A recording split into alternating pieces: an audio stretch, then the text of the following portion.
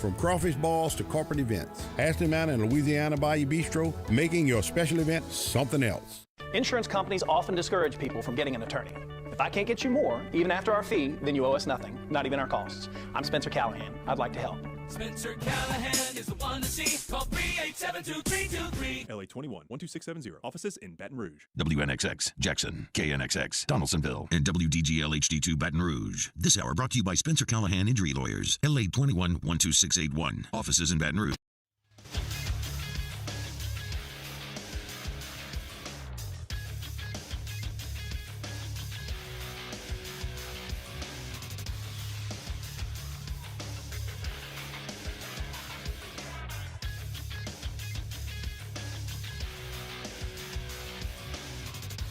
Good morning, everybody. It is 7 a.m. on Thursday, August 31st. Today in Baton Rouge, expect clear skies with a high of 97. Coming up on OTB, we have a new edition of Big Deal or No Big Deal at 9 a.m. Chef Michael Johnson joins the show at 9:15, and we talk college football. You can follow today's show on Twitter, Instagram, and TikTok at OTB_ESPN, or catch us on YouTube at the 1045 ESPN channel and subscribe for daily content. Hour number 1 of Off the Bench, live from the Mercedes-Benz at Baton Rouge studio, starts now. Let we go!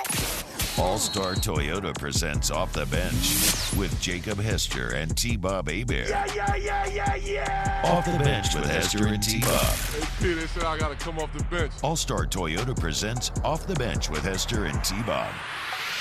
Yo, yo, yo. Yo, what's happening, y'all? It is the final day of August, but the first day of week 1 of the college football season. It is Thursday, August 31st, 2023. And I don't know where the day will go, but certainly some football fall weather in the air this morning. Hope everyone's having a great day today. A crazy full moon in the sky, 2 scoops, couple dollops of nice feeling in the air, a little crispness or relative crispness to our part of the country. As a couple of big games prepare to get underway tonight at 7 p.m. We'll talk about them. We'll talk LSU. It's going to be a fun show today. We got Munchies, Chef Johnson, you know, the whole deal. What's up, boys? How's everyone feeling today? I could not be better. There is a real opportunity that the Florida Gators could go across the country and get that ass whipped tonight. I am doing fantastic. Mari, what about you? Hell yeah. Appreciate the vibes from Hester. I'm doing really good. We officially have made it to the college football season. I know we had week 0, but now you got the games tonight and the full slate Saturday. I could not be happier. Yeah, okay. That's great to hear. What about you, Taylor? Yeah, doing good. Little high school football tonight. Me and my guy Mario Jerez over here calling the U-High Woodlawn game tonight. We're going to have a little bit of fun doing that. So good vibes today. So y'all call these games Cubs together? Yes. Oh, nice. My right color on, guy. Dude. Go Cubs indeed. Vamos Cubs. Yeah. Marcus Randall, my guy, quarterback Woodlawn too. Let's go. Yes. Great storyline. Good one. Yeah, so it's a great day. I could not find my laptop. I have an awful ear infection again. I don't know what's going on, but we're gonna push through today because it is football day. I'm gonna get on my cell phone and try to monitor chat, I guess, and stuff. We'll see where it goes. Hey, where do you want to start? You want to talk about the games tonight? You want to start with LSU? What do you want to do? We can start with LSU. You spent the time to put the doc together. A lot of great information in there. I don't care about the order, though. It's just a lot of, we can talk about it whatever order you want. All right, so you want to start with LSU? Yeah, and you have the headline there that, gosh, unfortunately, it's like, okay, we, Well, for those we'll that deal with can't it again. see, it's news that broke immediately after the show yesterday on the SEC conference telecast. I'll be interested to see in Brian Kelly's media availability today, if he ends up filling it in any more, giving us any more detail. But John Emery, quote, unavailable for the Florida State game, 3rd year in a row in which Emery has been unavailable for various reasons. It's odd because it seems like talking to people outside of the LSU ecosystem, some think that this is a big deal. But if you listen to Scone and T yesterday, where we kind of got to talk about it right after it broke, this didn't really move the needle for me at all.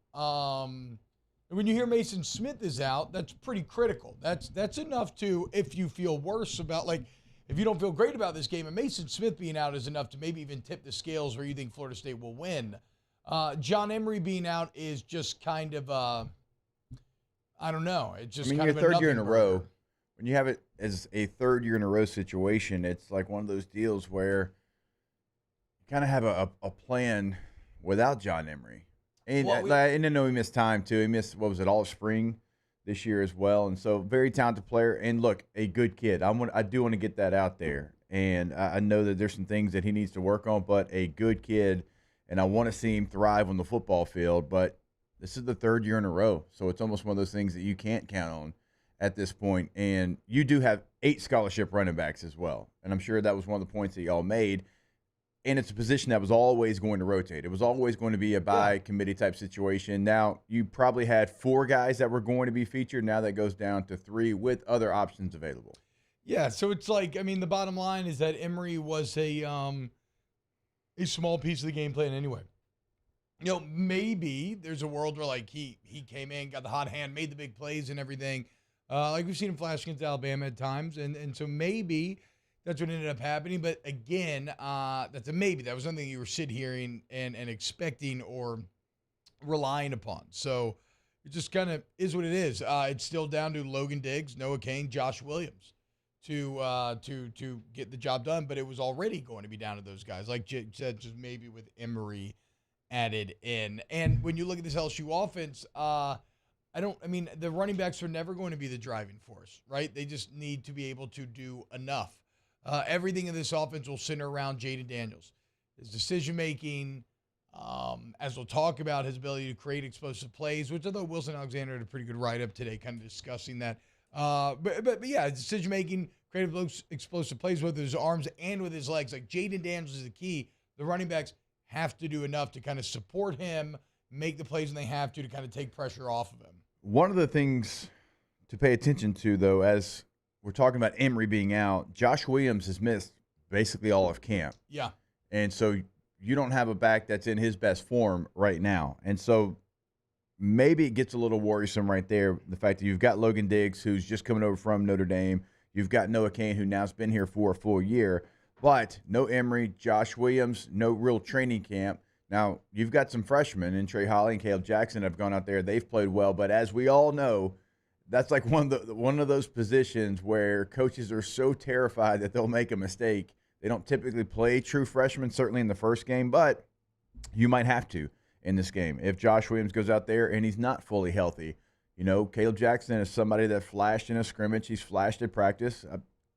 Put the ball on the ground a couple of times as well. So you have to take all that into account because – no, the offense does not center around the running back, and this is not the former running back trying to lift this position group up, but there were certainly games last year where the running backs had to go out there and be a part of why you won the game. Arkansas game, when you could get nothing going offensively, It was the running backs that kind of won that one for you. Plays like Josh Williams overtime against Alabama where he has the block to spring Jayden Daniels. So it's without the ball in your hands as well. This group needs to be counted on. Right now, you're down one body. You don't know the health of Josh Williams. So, Logan Diggs, you got to step up. This coaching staff, they know you. They've coached you, before. They've recruited you before. So, he's going to be somebody to pay attention to. Noah Cain is what Noah Cain is, which, he's the downhill runner. He's a short yardage runner. He's the guy who gets you the tough yards. And so, we could see Logan Diggs in his first game in a Tiger uniform be the feature back. It feels like that would make the most sense outside looking in right now. And look, when I talk about the running backs, not being the engine, they have to make those type of plays. Like, if it's 4th and goal from the 1, the running back has to be able to punch it in. If you mentioned the lead block of the Jayden Daniels run. Yes, like, I just mean that it's not like you're sitting here and this is, I guess the first that jumps to mind is like the Kenneth Walker-led Michigan State team of a couple of years ago where it's like you were only going as far as Kenneth Walker went. This is you're going to go as far as Jayden Daniels. He was so good. Goes. He was really, really good. Would you put a true freshman who has flashed in training camp in a game like this in a big moment?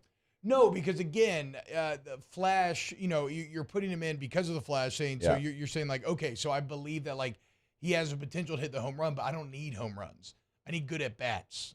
right? You know, I need discerning at bats. I need you to be willing to take walks. We need a choke and poke, a little two-strike approach. Look, bro, I mean, I know some of y'all are no small ball ever, but, like, you may need to advance the runners at some point. So, no, I don't need superstar play. I need solid team play from that group. And I believe you can get that. Honestly, I believe you can get that out of just Logan Diggs and Noah Cain, though I think, like you said, if Josh Williams isn't available, then that's when you do start to become more worried, certainly. For the pass protection portion of it. Definitely with those three, though. If you have Williams, Cain, and Diggs, I'm not worried about it.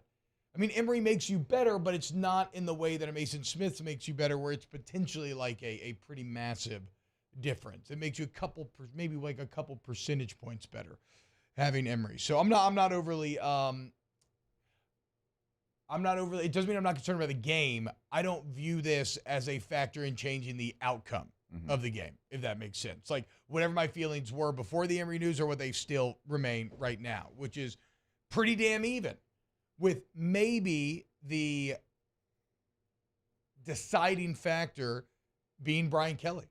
I was thinking about it this morning. I mean, if all things are held equal, and if I think both teams are very well constructed, they both have Heisman candidate quarterbacks, both have All-American defensive players that probably will get drafted in like the top 10, top 20. Both have great receivers rooms. We talk about it all week. We know how good they both are on the field. There's really no great advantage to be found on paper, save for maybe the LSU secondary trying to keep up with those FSU wide receivers. But it's essentially equal. And so the question becomes, okay, what's going to decide this game? And at that point, you kind of got to look at Brian Kelly and say, okay, this is why you make $10 million a year. Yep. You know, this is why you went out and you sacrificed so much to make this happen and bring Kelly to LSU, is to win these sort of games. This is why he's been crafting this process for his entire adult career for 30, 40 years, however long it's been now, because this is a process that if all things are held equal, your team should be more ready than the other team. And they were not last year, but there were some easily to explain factors, right? I mean, everybody was new. It had been basically like 7 months, 8 months since everybody had been here. Like, it was all brand new. You cannot make that excuse this year. So again, if all things held equal, this is why Brian Kelly's paid so much. Like, his weight and experience needs to be felt. It's if you go down the matchups and you're going position, like, this game feels so even. It really does. I mean, where they're strong, you're strong. Where they have a little weakness, it feels like you might have a little weakness. And then so you go to the coaching line. You go to, okay, which coach do you trust in an even matchup? And you do bring in BK for this point. And Doring and I were talking about it yesterday. This is why he's here. His resume is what it is. Mike Norvell had a great year last year, but he's only really done it for that year in this Power 5 kind of setting. He's done it at Memphis. And so, like, this is somebody that you have to, in these games, you have to give the edge to. And last year, first game, all over the place, a little bit sloppy game. But now that you're locked in, now that you've got a year under your belt, now that you've had a nice little run in your first year, you're going to give the full advantage to BK. And again, that's what he said. That's why he's here. That's why he came to LSU, to be in games like this. Yeah, so it's a great prove-it chance because, again, you're not going to get and nor should you, the rope that you got last year where everything looked very sloppy, but it was, again, there were actually justifiable explanations for that sloppiness. Not the case this year. There is no excuse. This team needs to come out and they need to look tighter, and they need to look more ready, and they need to execute at a higher level than FSU. That's just that just is what it is. And I think BK would be the first to tell you that, right? I don't think he's under any illusion that he should get some sort of leeway. With great money comes great expectation. Everybody knows that. With this school comes great expectation. He's talked about it since day one, a national championship expectation. Jay Johnson knew it. Kim Mulkey knew it. Look at what they did. And now Brian Kelly on the eve of year number 2, going to look to do the same thing that those two did. And might be able to. We're going to learn a lot here in game 1. I do want to talk about the offense a bit when we get back. And a piece that I really enjoyed from Wilson Alexander in the Advocate today. It sounds very obvious, but I think there's some nuance there that is worth getting into. So keep it locked right here. Celebrating football all day long here on OTB. Off the Bench with Hester and T-Bob. ESPN Baton Rouge, New Orleans, Alexandria, and 1130 The Tiger. Get Gordon and get it done. 225-888-8888 or wherever your Louisiana area code is, 888-8888. All of the 8s. Just mentioned baseball. Remember 8,888 reasons to rally? Well, hopefully a little of that magic can rub off come Sunday night in Orlando. Look, man, today is the last day if you want to enter the Gordon McCartney Billboard Contest, so get to social media at Get Gordon to learn how. Get your ideas on paper, win cash prizes, see your billboard in real life, and if you get in an accident, get Gordon and get it done. Go to getgordon.com. Right there on the website, you can have a chat with them. You can check out a full list of cases they can handle for you, past client results. It is all right there at your fingertips. Also, all social media, that handle is at Get Gordon. And like T-Bob said, it doesn't matter where you're at in the state of Louisiana. If you want to have a conversation with them on the phone, you just put your area code before the 8s, 318-985-504, 225-337, followed by 888-8888. In times of need, get a full list of phone numbers, websites, and other important emergency information on the Demco Stormwatch page at 1045ESPN.com. Bayou Ford has $8,000 off MSRP, plus 1.9% financing on new 23 Ford F-150 XLT trucks, along with Bayou Ford's 1 million mile warranty. The crew at Bayou Ford is going to do right by you.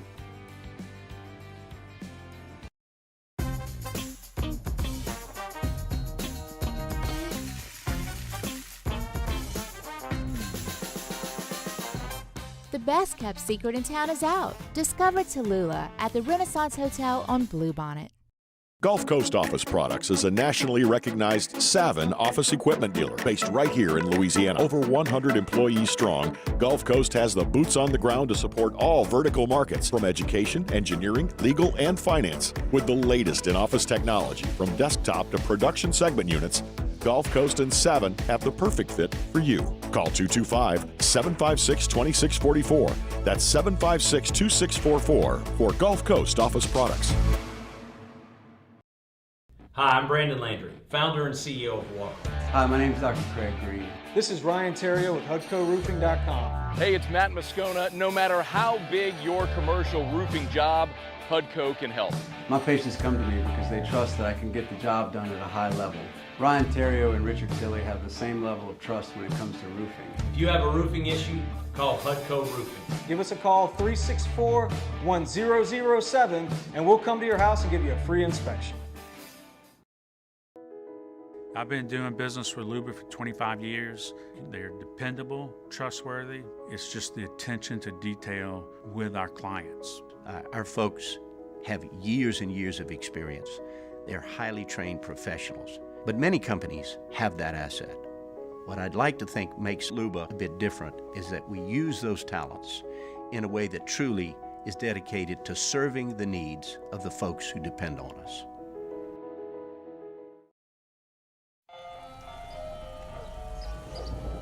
Hey there, little buddy. What's the matter?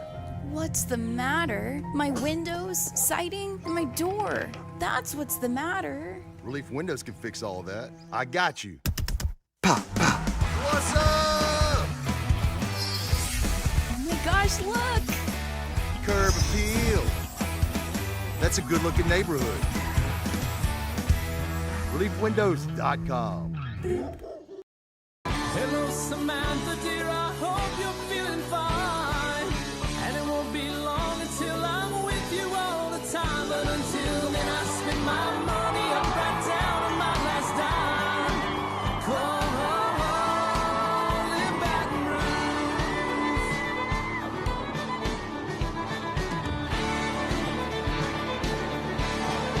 Hey, son, join me for a Thursday edition of the Hunt Palmer Show presented by Rouse's. Time to take a good, hard look at the Florida State Seminoles and Luke Johnson on the black and gold cutdowns. Hunt Palmer Show, 1 to 3 weekdays, 104.5 ESPN Baton Rouge.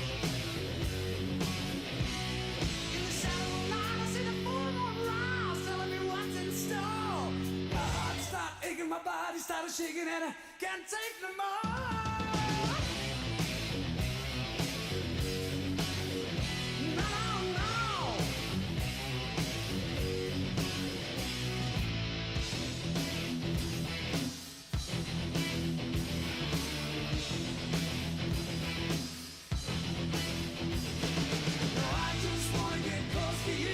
All-Star Toyota presents Off the Bench with Hester and T-Bob. ESPN Baton Rouge, New Orleans, Alexandria, and 1130 The Tiger.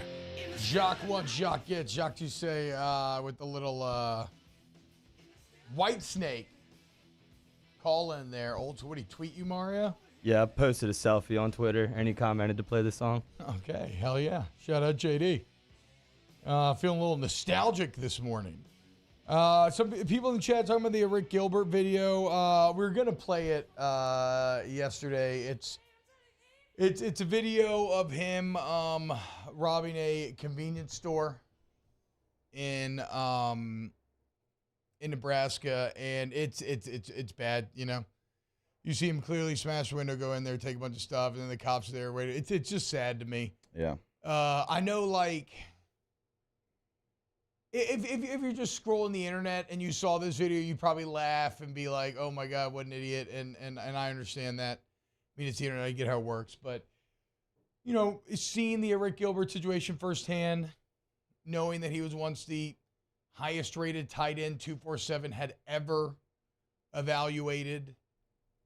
Seeing what he did in his little flash at LSU, even what he did at times in a little flash at Georgia, knowing that this is a man who should get paid millions of dollars to play football, and then seeing this, it just makes me sad, man. And again, like I've always said with Gilbert, I don't care where it is or who it's for. I just hope that he can get his mental straight and his life straight and take advantage of those incredible natural gifts that he has, but yeah, it doesn't seem like he's going to be able to, unfortunately.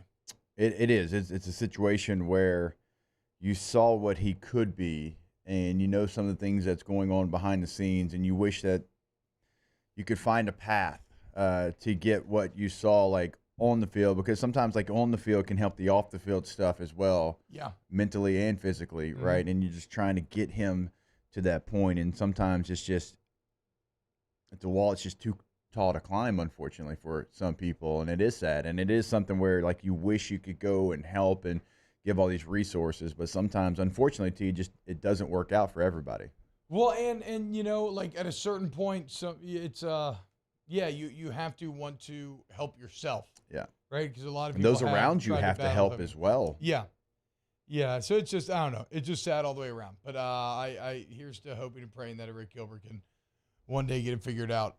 Let's talk about LSU, though. LSU, FSU, coming up Sunday, by far the biggest game of the weekend. And Wilson Alexander had an article today breaking down Brian Kelly, discussing the need for the LSU offense to be more explosive, and how explosivity does not necessarily, and this is weird, because this is a point that sounds obvious and is obvious, but sometimes you can get so wrapped up in something else that you're thinking about that you miss the obvious, right? And it needs to be pointed out once again. And I'm probably guilty of this, because when I've talked about explosive plays, I've talked about consistently, you know, trying to at least prove that you can take the top off of a defense, right? And that freeing everything else up. And I still think that's true. I think LSU still has to be willing to take those shots if they have, you know, single high coverage, one-on-one on the outside. Like, yeah, trust your receiver. Do that, right? But that's not the only way to create explosive plays.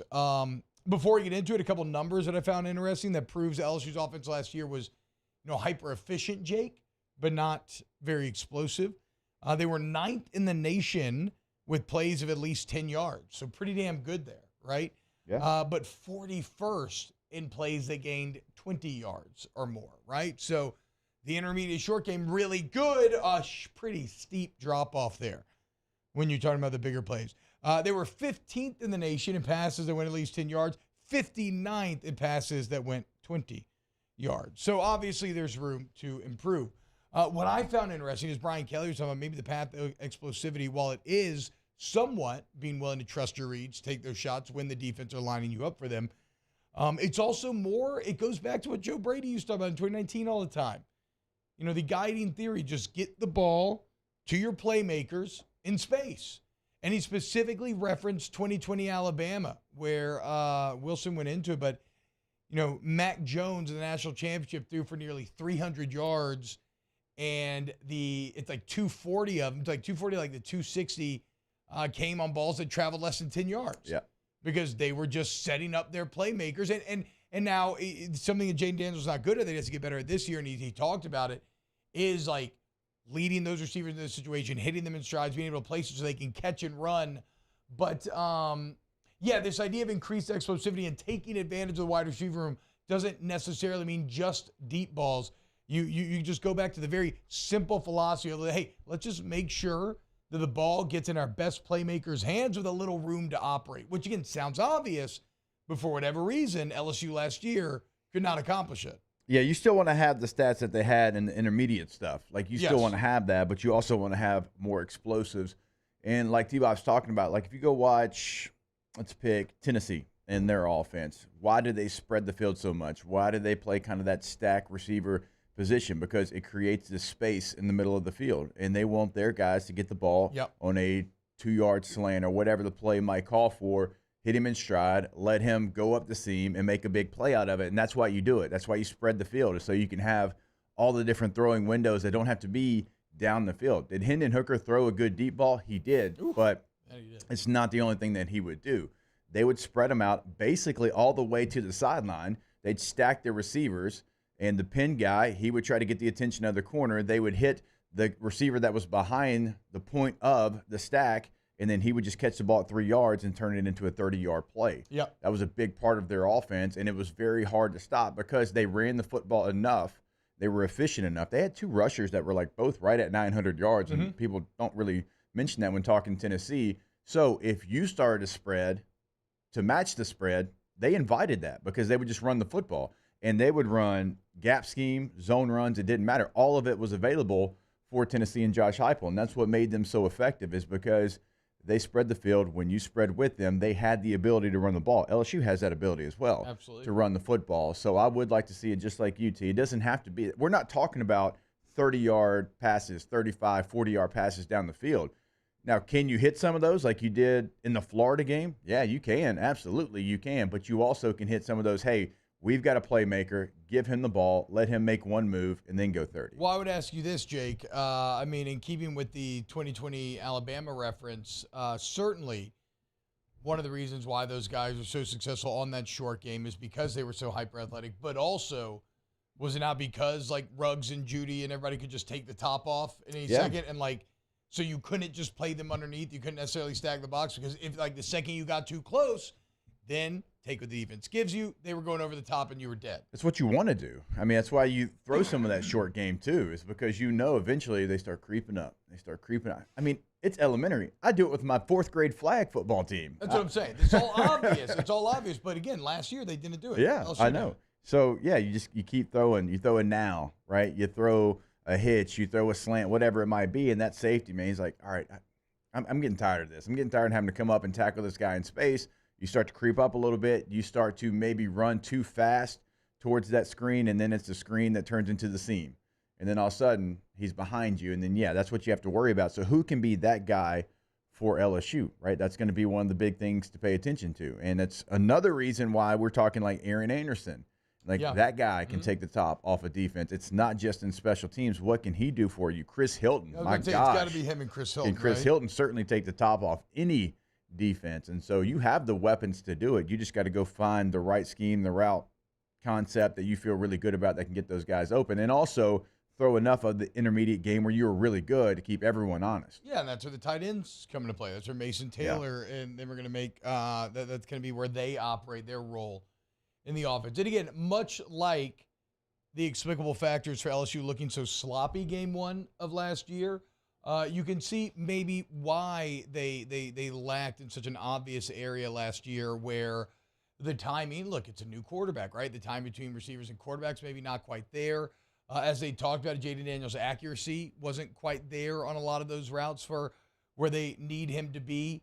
There was a lack of trust for when the defense did give you the ability to kind of probe and test deep a little bit. Jayden was, remember there were times last year where Brian Kelly was straight up like, we got to be willing to take some risk. Like, Jayden led the nation in turnover-worthy plays, like in a good way, like the lowest amount of turnover-worthy plays, which is great. But at a certain, it's such a funny thing, man. It's almost like anything else in life. I think about chess a lot, right? where it's like, or maybe it's even like forgetting Sarah Marshall, the do nothing. You got to do something. It's a needle of thread, right? Like, don't turn the ball over, but be like a little willing to turn the ball over. But don't do it. But like you have to kind of be willing to do it just a little bit, right? And so it's that impossible needle to thread that you just got to try to find that kind of happy medium. And look, it's been the entire focus of the offseason. So again, much like there's no excuse for this team looking sloppy in game one, to me, there's no excuse not to execute better on these principles and do a much better job of getting the ball to playmakers in space. There was no bigger example of Brian Kelly trying to get across that message to Jayden Daniels than the Tennessee game. Yeah. When the broadcast caught him like screaming, you have one-on-one coverage, throw the football, because that's what it is. Like in this league, in the SEC, Florida State's not in the SEC, but they're a SEC quality type team. Yeah. If you have one-on-one with your player on the outside, and when we say Sunday players, we're talking about NFL guys, you have that on the outside. If he is one-on-one with a corner, you consider that open because you're trusting in your guy. You're trusting that your player that is going to play a long time, make a lot of money playing this game, can go win that one-on-one matchup. And you started to see more of that as it went along. Still not enough. You still need to see more of that because LSU's always had special receivers. And you've always had the ability to, hey, we've got this one-on-one matchup. I'm going to throw it to the spot, and my guy's going to go fight for it and win. And you have to do that. You've got Malik, you've got Lacey, you've got Brian Thomas and Hilton and Anderson and all these guys that we're talking about that we think are going to play football for a long time. We'll trust that guy. You saw it at the end of last year after that Tennessee game, the middle portion. You still didn't see it enough, and that's what they have to work on. So we'll see it. We'll see on Sunday if this LSU offense has accomplished their main goals from the offseason. It took us some of the games tonight. I want to talk a little bit of Saints practice squad news. It's a little smattering, a little sprinkling of news there that is maybe somewhat interesting. Keep it locked right here on Off the Bench on 104.5 ESPN. Off the Bench with Hester and T-Bob. What did Michael Jackson say back in the day? A, B, beat C. It. Oh. Easy as 1, 2, 3. Okay, what if you need window coverings? K to Z. K to Z windows. There you go. Got there. KTZBlinds.com is the website. K to Z window coverings, and that's TOKTOZ blinds.com. But if you need any custom window covering shutters, like Jake's telling you about those blinds for your outdoor kitchen, maybe like lower automatically, keep that sun out, that weather out, the bottom line, you want to go with KTZBlinds.com. Yeah, it can be interior, exterior. I mean, they literally do it all, shade, shutters, drapes, and like T-Bob's talking about, if you want to have them out to the house, show them the space, that outdoor patio screen right now. I mean, we already got a couple of days that feel like fall, right? If you want to enjoy the game outside in that outdoor space, it is the perfect thing to do. Comes right down, keeps the UV rays out, keeps the bugs out, and it is something that's quick and easy to come in, set up. KTZBlinds.com. Our listeners fire off their opinions on the jimsfirearms.net hotline at 499-1045. Keep listening for your next chance to shoot us your thoughts with the jimsfirearms.net hotline on 104.5 ESPN Baton Rouge.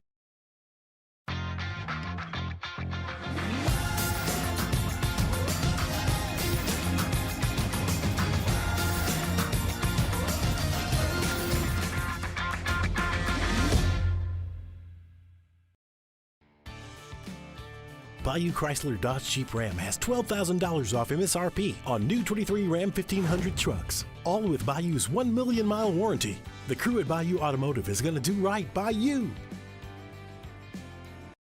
It was a humid day, barefoot children play, looking for that summer shade. Time just slips away. Oh, Louisiana, some kind of hold on me. Like cypress stumps, your roots are planted deep inside of me.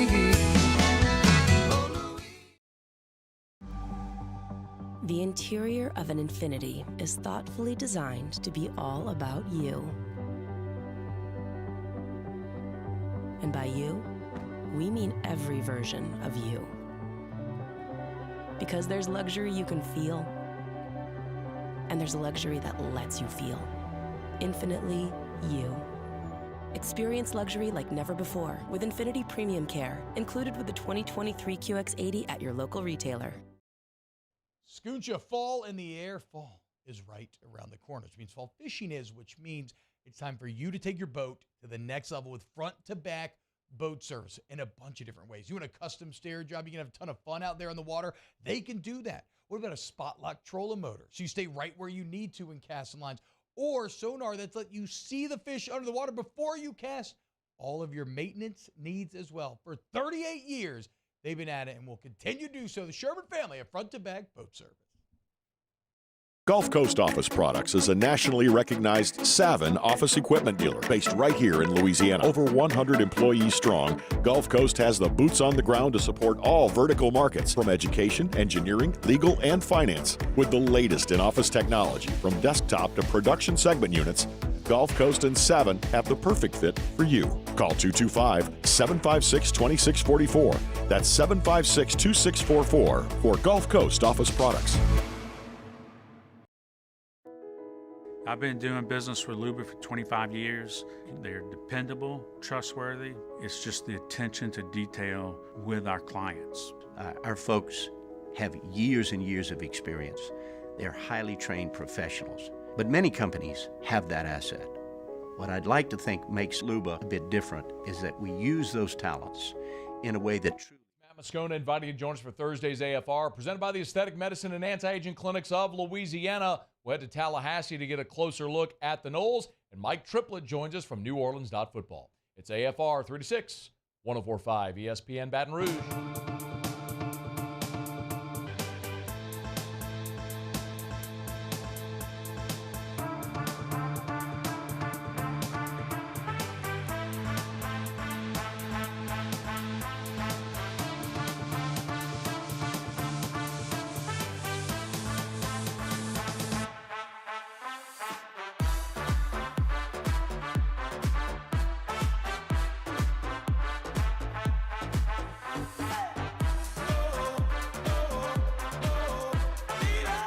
All-Star Toyota presents Off the Bench with Hester and T-Bob. ESPN Baton Rouge, New Orleans, Alexandria, and 1130 The Tiger. Yo, what's happening, y'all? Welcome back, OTB. John O'Barnes pointed out something pretty funny on Twitter, which is, I can't remember exactly how he framed it. It was something about his wife kind of clowning him because, like, you know, whatever. You spend the entire year complaining about Dennis Allen, yet here we sit on the verge of another Saints season, and we're like, hell yeah, dude, the Saints are good. Gonna win the NFC South, 11-6. So it's, and look, I get it, because I agree. Like, you have a massive advantage at quarterback. You're pretty strong positionally everywhere across the board. I don't think you have any true glaring weaknesses. I mean, any NFL team's gonna have their weak points compared to their strong points. So, like, I get it, because from a roster construction standpoint, I think this is a pretty good team. And you easily have the best quarterback, which is the most important thing to have in football.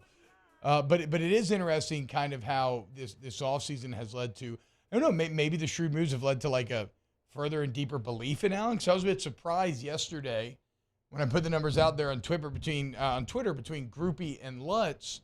I put the numbers out there in terms of what Lutz has been, right? Second all-time leading scorer for the Saints, highest percentage they've ever had.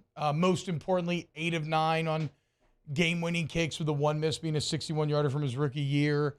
And I was like, this seems like a bit of a needless risk by Dennis Allen here, especially considering what this year means. And 99% of the comments are kind of shouting me down, speaking of this trust in Dennis Allen and his decision-making. And everybody pointing out, Will Lutz was 74% last year. Only one person pointing out that Blake Groupie on the college level was 74% last year. So it's like, okay, guys, I get it. Like, and then everybody's telling me he won the job. I'm like, okay, I guess. They had the same numbers during camp. They had the same numbers last year, except Lutz did it in the NFL. Groupie did it in college. I know you got a 7th round pick, which maybe that is what pushes it across the finish line. But, like, I don't think it's crazy to question Dennis Allen's evaluation or the arguably needless risk involved here to keep a kicker that is unproven versus one that is proven to be absolutely clutch when it matters. Why did you beat Atlanta last year? Who hit the 51-yard game winner? Will Lutz. Again, 8 of 9 in those situations. So just a little food for thought. Just remember, Blake Grupe was 74% as well last year. So you know what? You're right. Maybe he hits 85% in the NFL. Maybe. Will Lutz has done it multiple times. Like, maybe Blake Grupe proves to be significantly better than he was in college. You better hope that he does. Otherwise, you could have lost yourself multiple games. Like when you talk about questionable decisions, that is one thing that I would question. But again, I'm looking through a keyhole, trying to describe what's going on in the entire room, and they are privy to infinitely more information than me. So I'm sure they have information that I do not that makes them feel comfortable at the end of the day. But I just find it a bit surprising the amount of fan support for the move, given the facts of the case. Yeah, I'm not going to argue with you. I mean, you had someone that did have a down year, but also a college player who had the same exact year.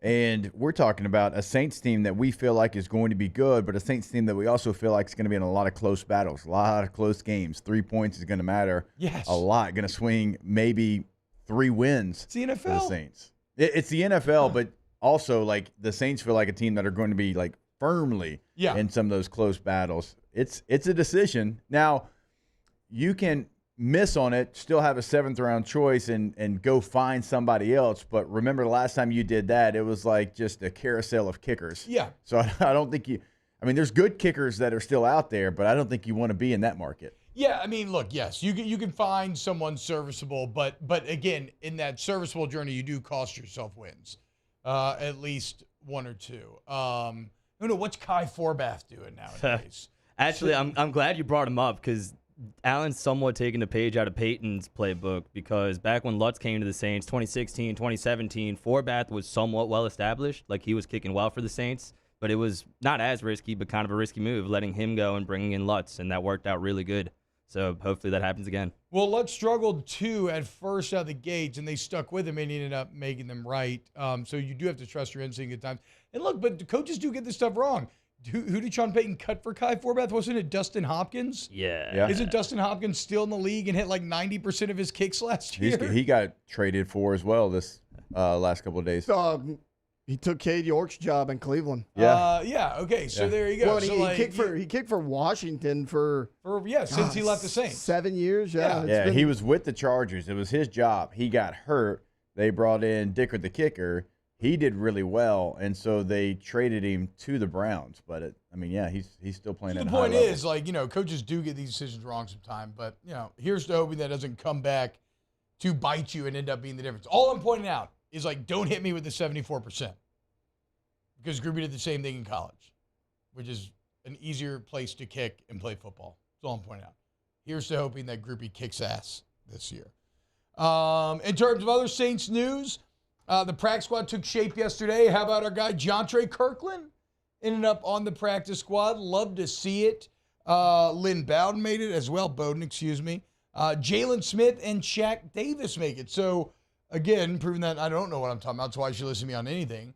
I thought Jalen Smith probably played well enough, combined with the fact that he led the Giants in tackles last year, who ended up making the playoffs being pretty good. I thought he would get picked up, right? I didn't think he would clear waivers, but nope, he did, and now he's on the Saints practice squad. And then Shaq Davis making it was nice. He was someone that could get the wide receiver, consistently flashed during camp. But, it's just such a full room at this point. But now he gets a chance to develop and see what he can do in the NFL. Same thing for Jontre.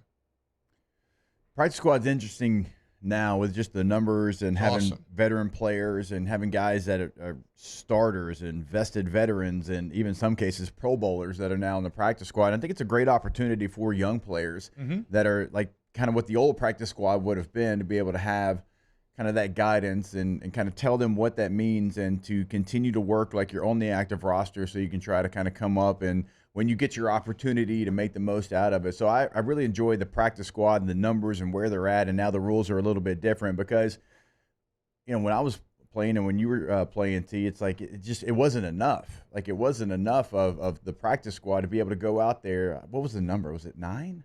Was it 8? 10. It was 10 people. That was it. It was so dumb. Why you would limit it to 10 when you we're paying them a relative pittance anyway. You made $100K, which is great. Incredible money in 2012 right out of college, life-changing, right? But now I think this number is up to like 200, 220, 250 around there, and you get to keep 16. So again, why you were only keeping 10, like Jake's saying, you couldn't really even really accomplish that much with just 10 guys.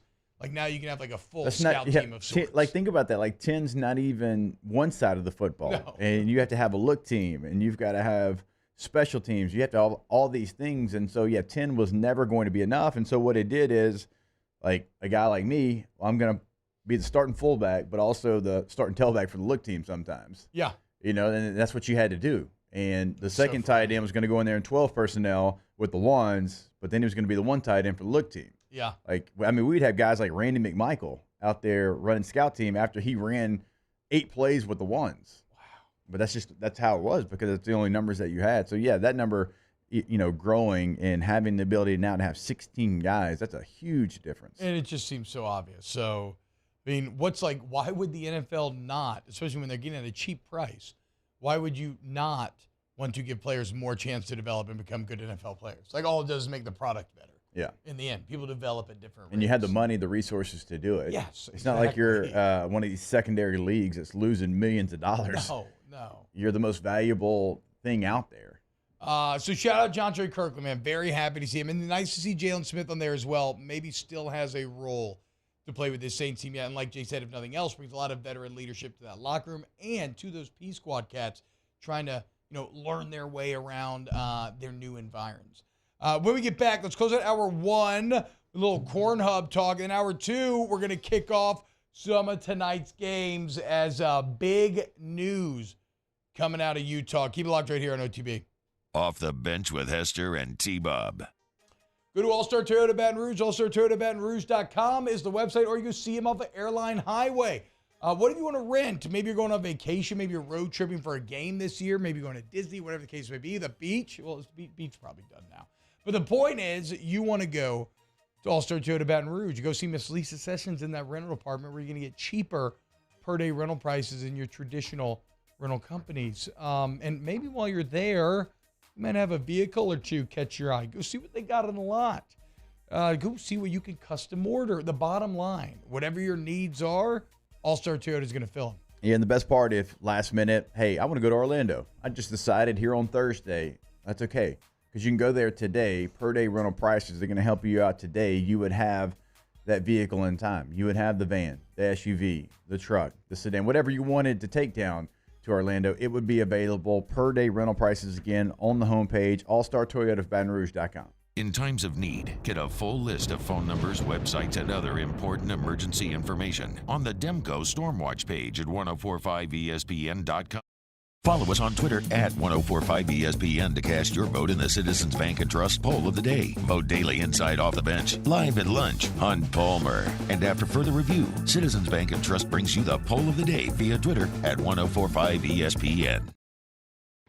Bayou Ford has $8,000 off MSRP, plus 1.9% financing on new 23 Ford F-150 XLT trucks, along with Bayou Ford's 1 million mile warranty. The crew at Bayou Ford is going to do right by you. When is a taco more than just a taco? When it's Government Taco. Voted best tacos 3 years in a row by 225 Magazine, Government Taco puts the most delicious spin on tacos the capital area has ever seen. With creative combinations like the Magna Carrot, the Filibuster, or the Steak of the Union. Plus perfect tortilla chips paired with the best salsa and queso you've ever had. And happy hour every day from 3 to 6 p.m. and all day on Thursday. Government Taco, 5621 Government Street.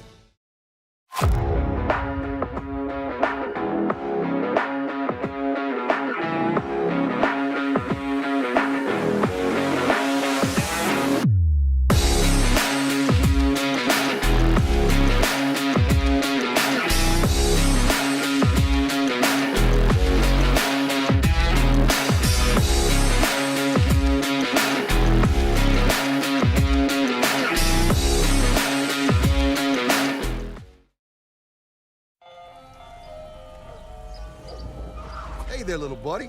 What's the matter? What's the matter? My windows, siding, and my door. That's what's the matter. Relief Windows can fix all that. I got you. Pop, pop. What's up? Oh my gosh, look! Curb appeal. That's a good-looking neighborhood. ReliefWindows.com.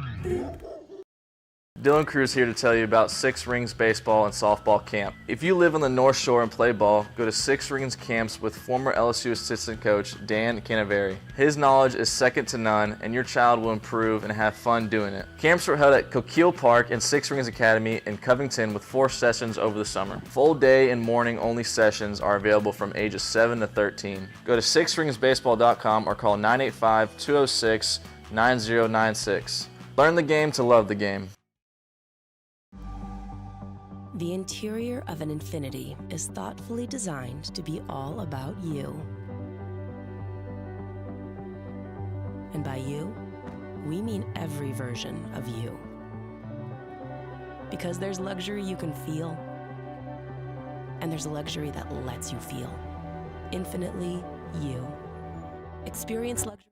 Hennigrove, join us for the Thursday edition of Live at Lunch. We're at Jolie Pearl Oyster Bar, downtown Baton Rouge. Carl Johnson from the Beau Rivage is with us. Colucci is with us. Matt Humans is with us. And we got college football. Live at Lunch, 11 a.m. weekdays, 104.5 ESPN Baton Rouge.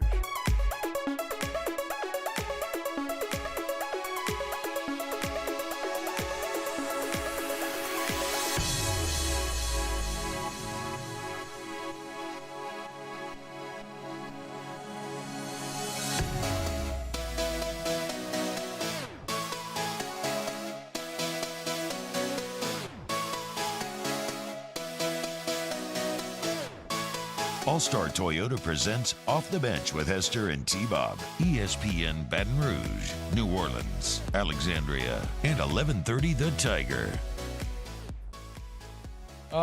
Imagine this. Jayden Daniels debate in the chat.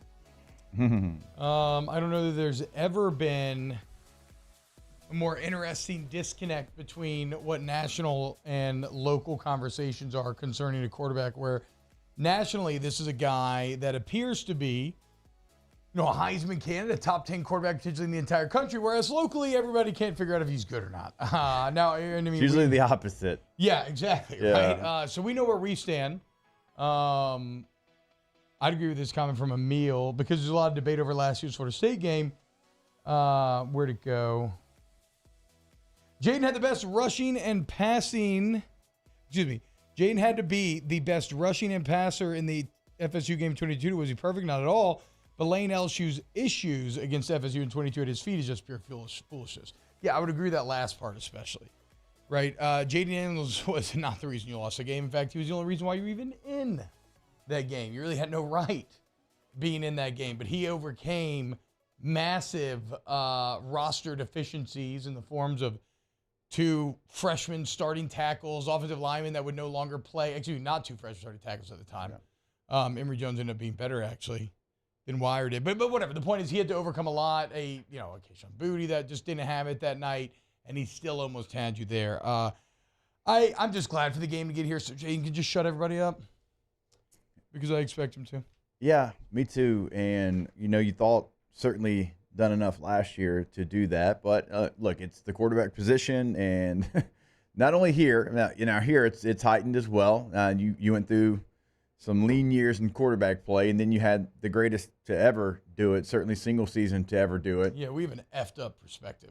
Joe Burrow. When you think about it. Yeah, and so it's ebbs and flows to say the least. And I was just thinking about this the other day, like a guy like Max Johnson, goes to A&M. He was a starting quarterback and actually efficient, and then goes to A&M, kind of surprised a lot of us, and now just on the bench again. Yeah. It's just a wild position, a wild way how sometimes the path can kind of go for you. True. And I forgot. I had one final point on Jay. Maybe it'll come back to me. Did y'all see this though last night? So Nebraska football plays tonight. Okay, and you know us, T-Cobb and Husker. We're 2 leaders of the Corn Hub. And, Jake, I got to say, I feel better than ever about the free money that I'm about to win on the Nebraska money line over Minnesota tonight. Did you see what happened in League of Nebraska last night? In case you missed it, Nebraska at Memorial Stadium set a world record for the highest attended female sporting event of all time as they put over 92,000 people in the stadium for a volleyball match.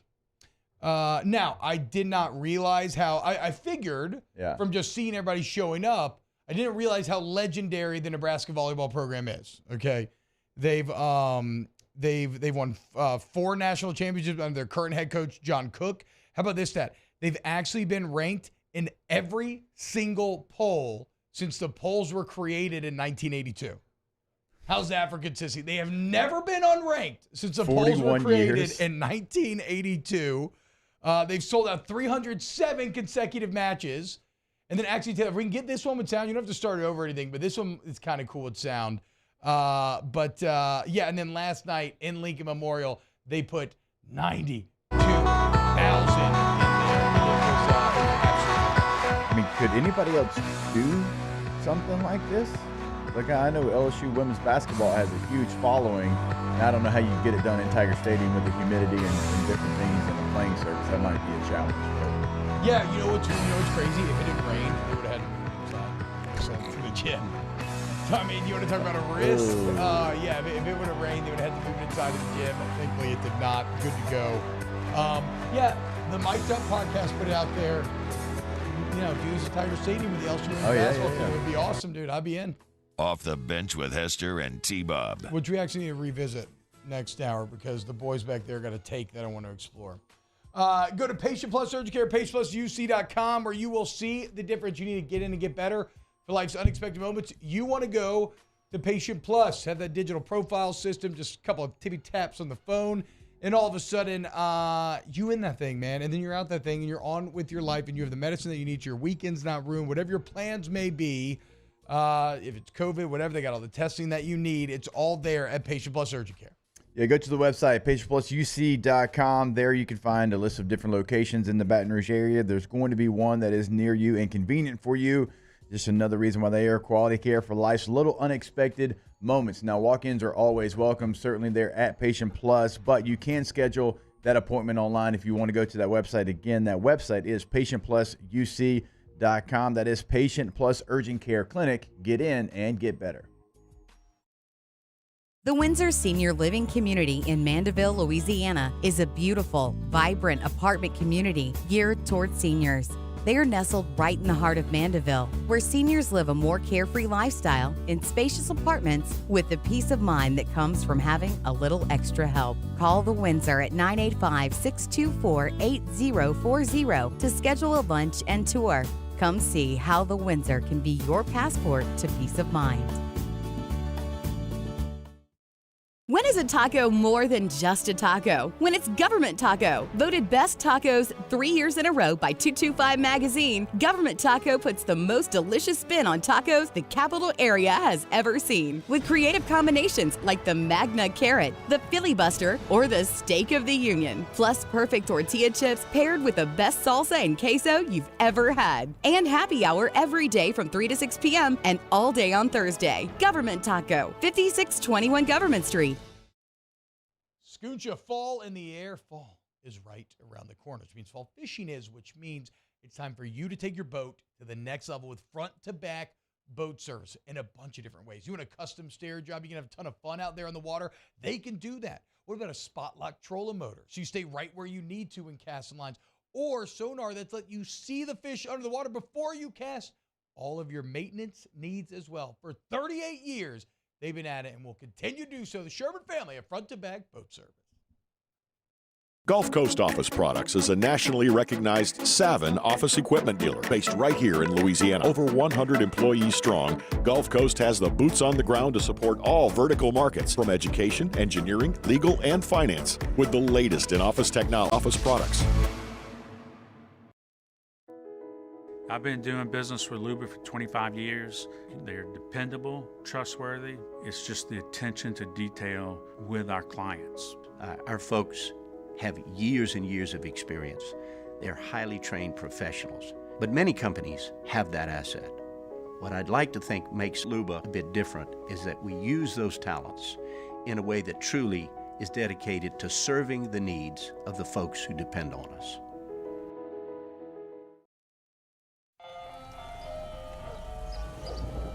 Hey there, little buddy. What's the matter? What's the matter? My windows, siding, and my door. That's what's the matter. Relief Windows can fix all that. I got you. Pop, pop. What's up? Oh my gosh, look! Curb appeal. That's a good-looking neighborhood. ReliefWindows.com.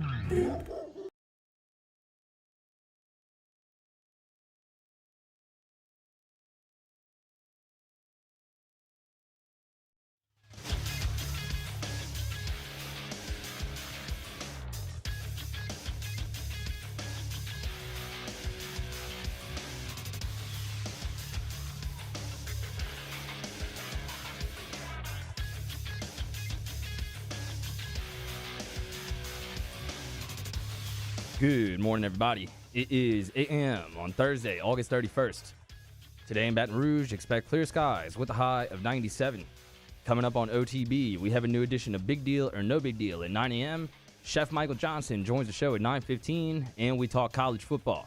You can follow today's show on Twitter, Instagram, and TikTok at OTB_ESPN, or catch us on YouTube at the 1045 ESPN channel and subscribe for daily content. Hour number 2 of Off the Bench, live from the Mercedes-Benz Baton Rouge studio, starts now. Let we go! All-Star Toyota presents Off the Bench with Jacob Hester and T-Bob Hebert. Yeah! Off the Bench with Hester and T-Bob. Hey, P, they said I gotta come off the bench. All-Star Toyota presents Off the Bench with Hester and T-Bob. Yo, yo, yo.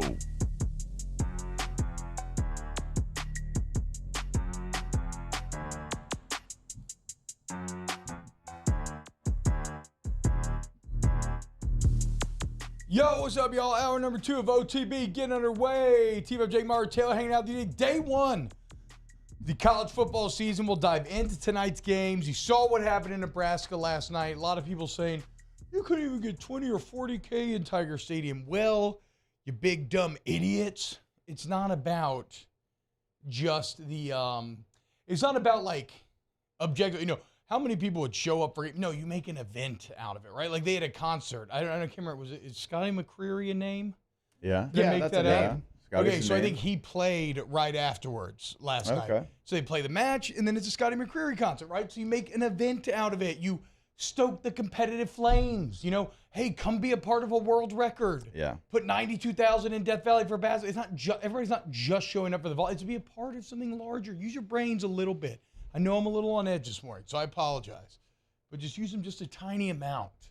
I think, look, if you could make it work in the winter, I don't know if it's realistic for basketball, but that would be sick. And Angel Reese already endorsed the idea as well on Twitter. Nice. So, Death Valley this winter, 90, Even if you did, like, the lower bowl, that would still be badass. Yeah, lower bowl would be tight, but we got to beat Nebraska, right? My only issue with that is, like, if you're in the upper deck, like, the volleyball court is kind of small. Like, I felt like if I was in the upper deck, I wouldn't see that well.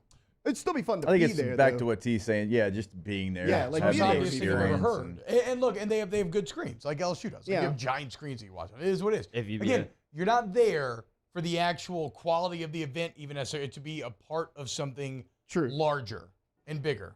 It's a little bit. It's a little bit of brain. Even though, boys, y'all had a bit of a take on, you had a true or false take, Mario, to which I'll see if Taylor follows you in, because I feel like he agreed with you during the commercial break, but now he's shaking his head like maybe. No, maybe I was the one that gave him crap about the Saints and playing and whatever. Okay, so what was your question there, Mario? I wanted y'all's perspective just as a fan and, someone who's followed LSU football a long time. I feel like if you're having a sporting competition in there, out of respect for LSU football and the tradition that program, that team is built, only LSU football should be played there. Not women's basketball, not men's basketball. That's just kind of how I feel. It would be weird. It would be fun. They would definitely sell it out. I'm not saying I wouldn't enjoy it, but I feel like just out of respect for LSU football, and you guys played and can give me y'all's perspective, it should only be LSU football played in there. No, I obviously disagree. I don't think there's anything disrespectful about it. No, I don't either. So I don't think so. Out of respect doesn't hold any water. Look, Death Valley is not. They just had a Garth Brooks concert. And exactly. Death Valley is not just about football. It's a venue. It's a modern marvel of human construction that can be used in whatever way you see fit. So no, I would definitely be down. I don't know who would not be down to see the basketball team playing there. Like even I know it's football activity, but before we had the football ops building, like we did everything in the stadium, 110s, workouts, like everything, and like that was what we had to use. And so it's been, I mean, in other sports use it all the time.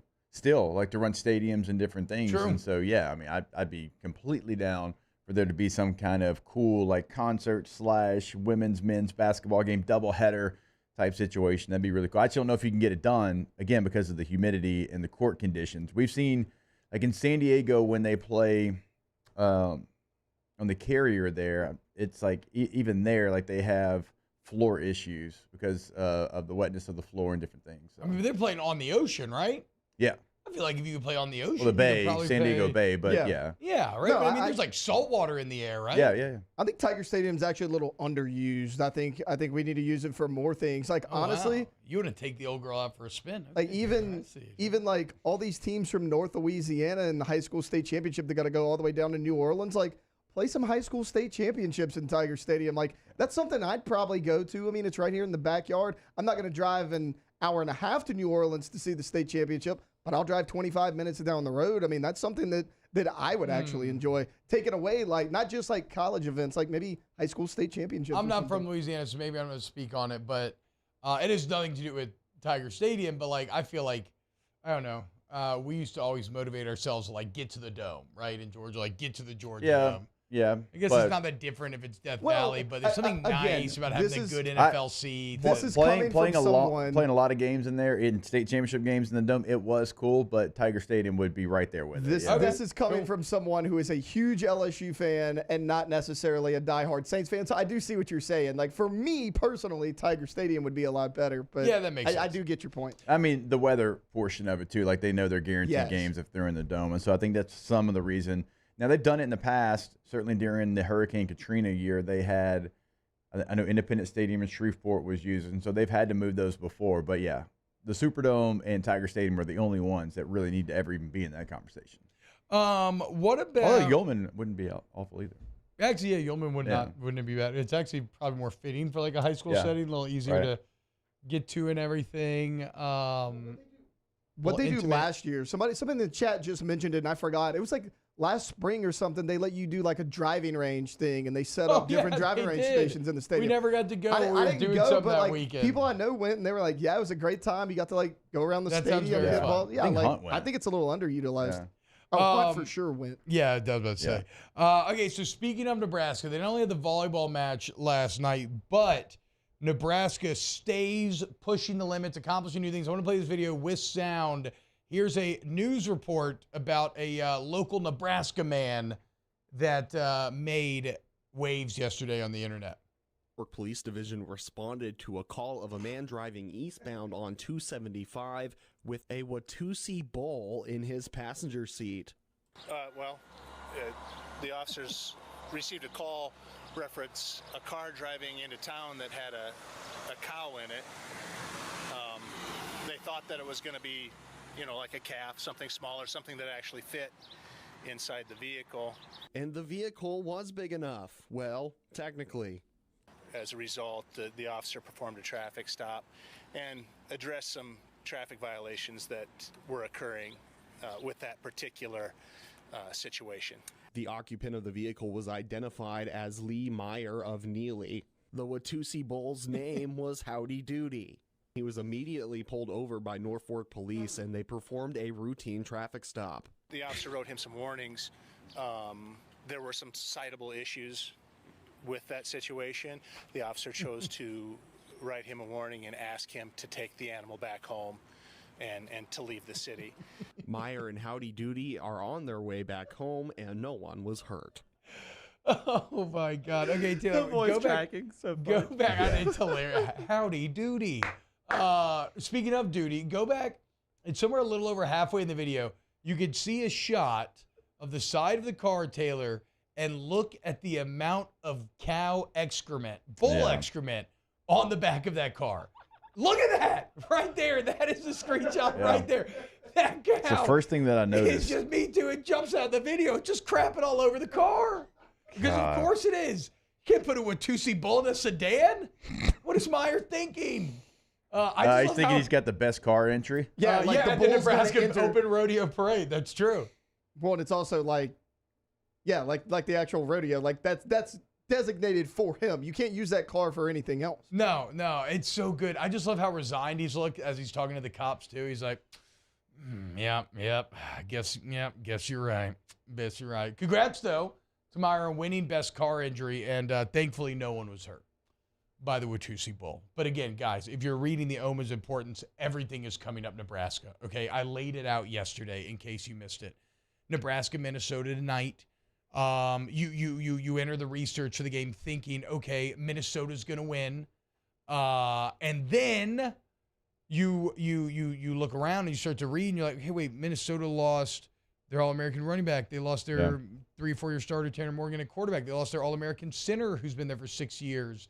They lost 3 of their 5 defensive backs that were part of one of the best pass defenses in the nation last year. You look at recruiting, you see the two teams have been equal.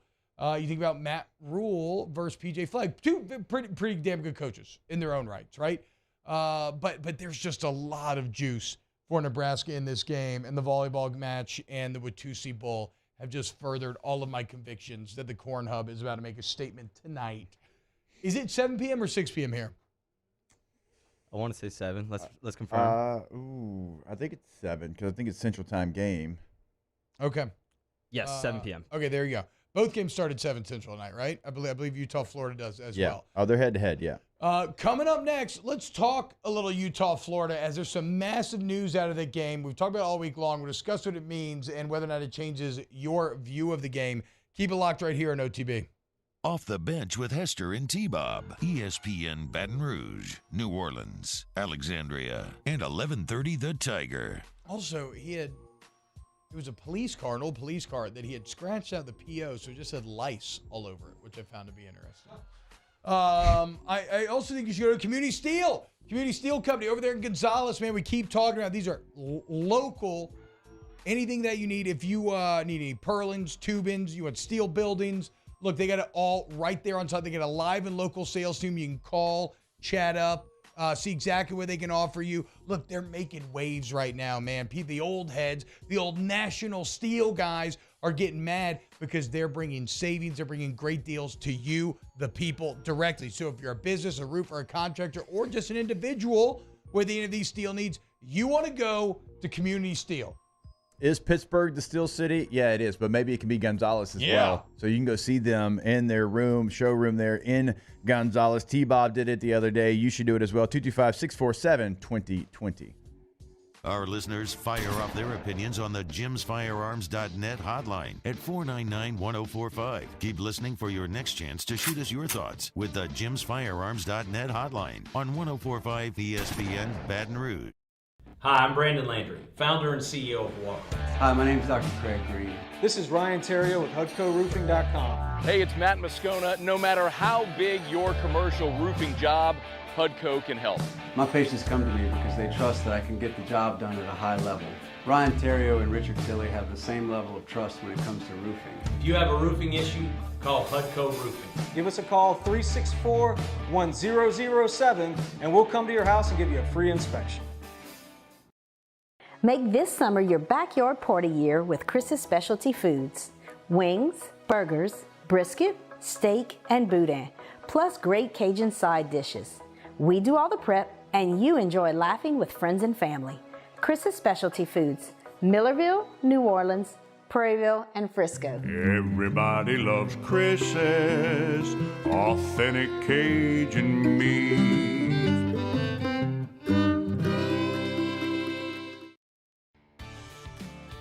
Bayou Chrysler Dodge Jeep Ram has $12,000 off MSRP on new 23 Ram 1500 trucks, all with Bayou's 1 million mile warranty. The crew at Bayou Automotive is going to do right by you. Follow us on Twitter at 1045ESPN to cast your vote in the Citizens Bank and Trust Poll of the Day. Vote daily inside Off the Bench, live at lunch on Palmer. And after further review, Citizens Bank and Trust brings you the Poll of the Day via Twitter at 1045ESPN. Dylan Cruz here to tell you about Six Rings Baseball and Softball Camp. If you live on the North Shore and play ball, go to Six Rings Camps with former LSU assistant coach Dan Canaveri. His knowledge is second to none, and your child will improve and have fun doing it. Camps were held at Coquille Park and Six Rings Academy in Covington with 4 sessions over the summer. Full day and morning only sessions are available from ages 7 to 13. Go to sixringsbaseball.com or call 985-206-9096. Learn the game to love the game. The interior of an Infiniti is thoughtfully designed to be all about you. And by you, we mean every version of you. Because there's luxury you can feel, and there's luxury that lets you feel. Infinitely you. Experience luxury like never before with Infiniti Premium Care, included with the 2023 QX80 at your local retailer.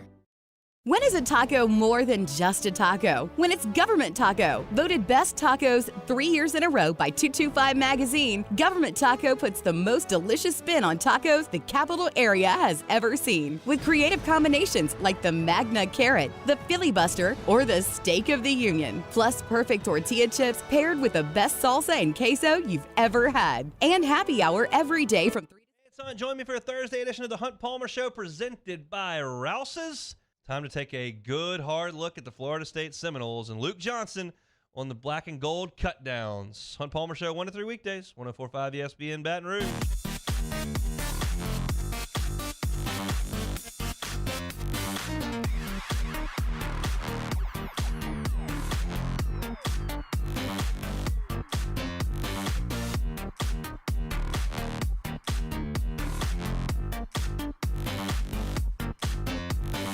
All-Star Toyota presents Off the Bench with Hester and T-Bob. ESPN Baton Rouge, New Orleans, Alexandria, and 1130 The Tiger. What up, y'all? Welcome back to OTB. In hour number 3, given that, is this going to be y'all's debut tonight, boys? We did it once together last year. Okay, so you can catch Mario and Taylor on the U-High call tonight. And so with that in mind, we're going to put our boys through the paces.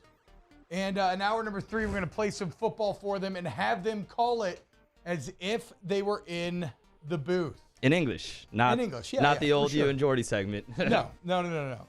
In English. In English. I just sent the play into the group chat. Wait, don't let you know they got to do it live. Okay, don't look at it then. Okay, no cheating. My phone's face down. I'm only opening Snapchat. It's got to be natural. It's got to be like you're calling the high school Well, I mean, game. I got to pull it up at some point. Yeah, but you don't have to watch it. Okay. But he's saying he's got to get it from the phone. No, to I the get that. I screen. get that. That's fine. Just don't watch it. That's all good. You can do that. All right, I just went to Or we can just choose a broadcast of a game and just go to a random part in the game. Fullback dive for 2 yards. Yeah. Hey, make it interesting. Okay, it's radio. All right. Utah, Florida tonight. We talk Nebraska, Minnesota. Again, I think Nebraska wins. I would bet on the money line. What is that spread actually right now? Does anybody know off the top of their head? Mario, do you know that one? Nope. No. This is where we miss early line It's been moving a lot with the rising stuff. Not Utah. I'm not talking. Excuse me. I'm not talking. He's talking about Utah, Florida. Nebraska. I'm talking about the Nebraska, Minnesota line. It's the one that he cares about the most. No, it's just that I'm assuming Minnesota's a favorite, but I actually don't think that they should be. Like I actually believe it Nebraska's is going to win this. Minnesota by. You want to guess? 4. 7.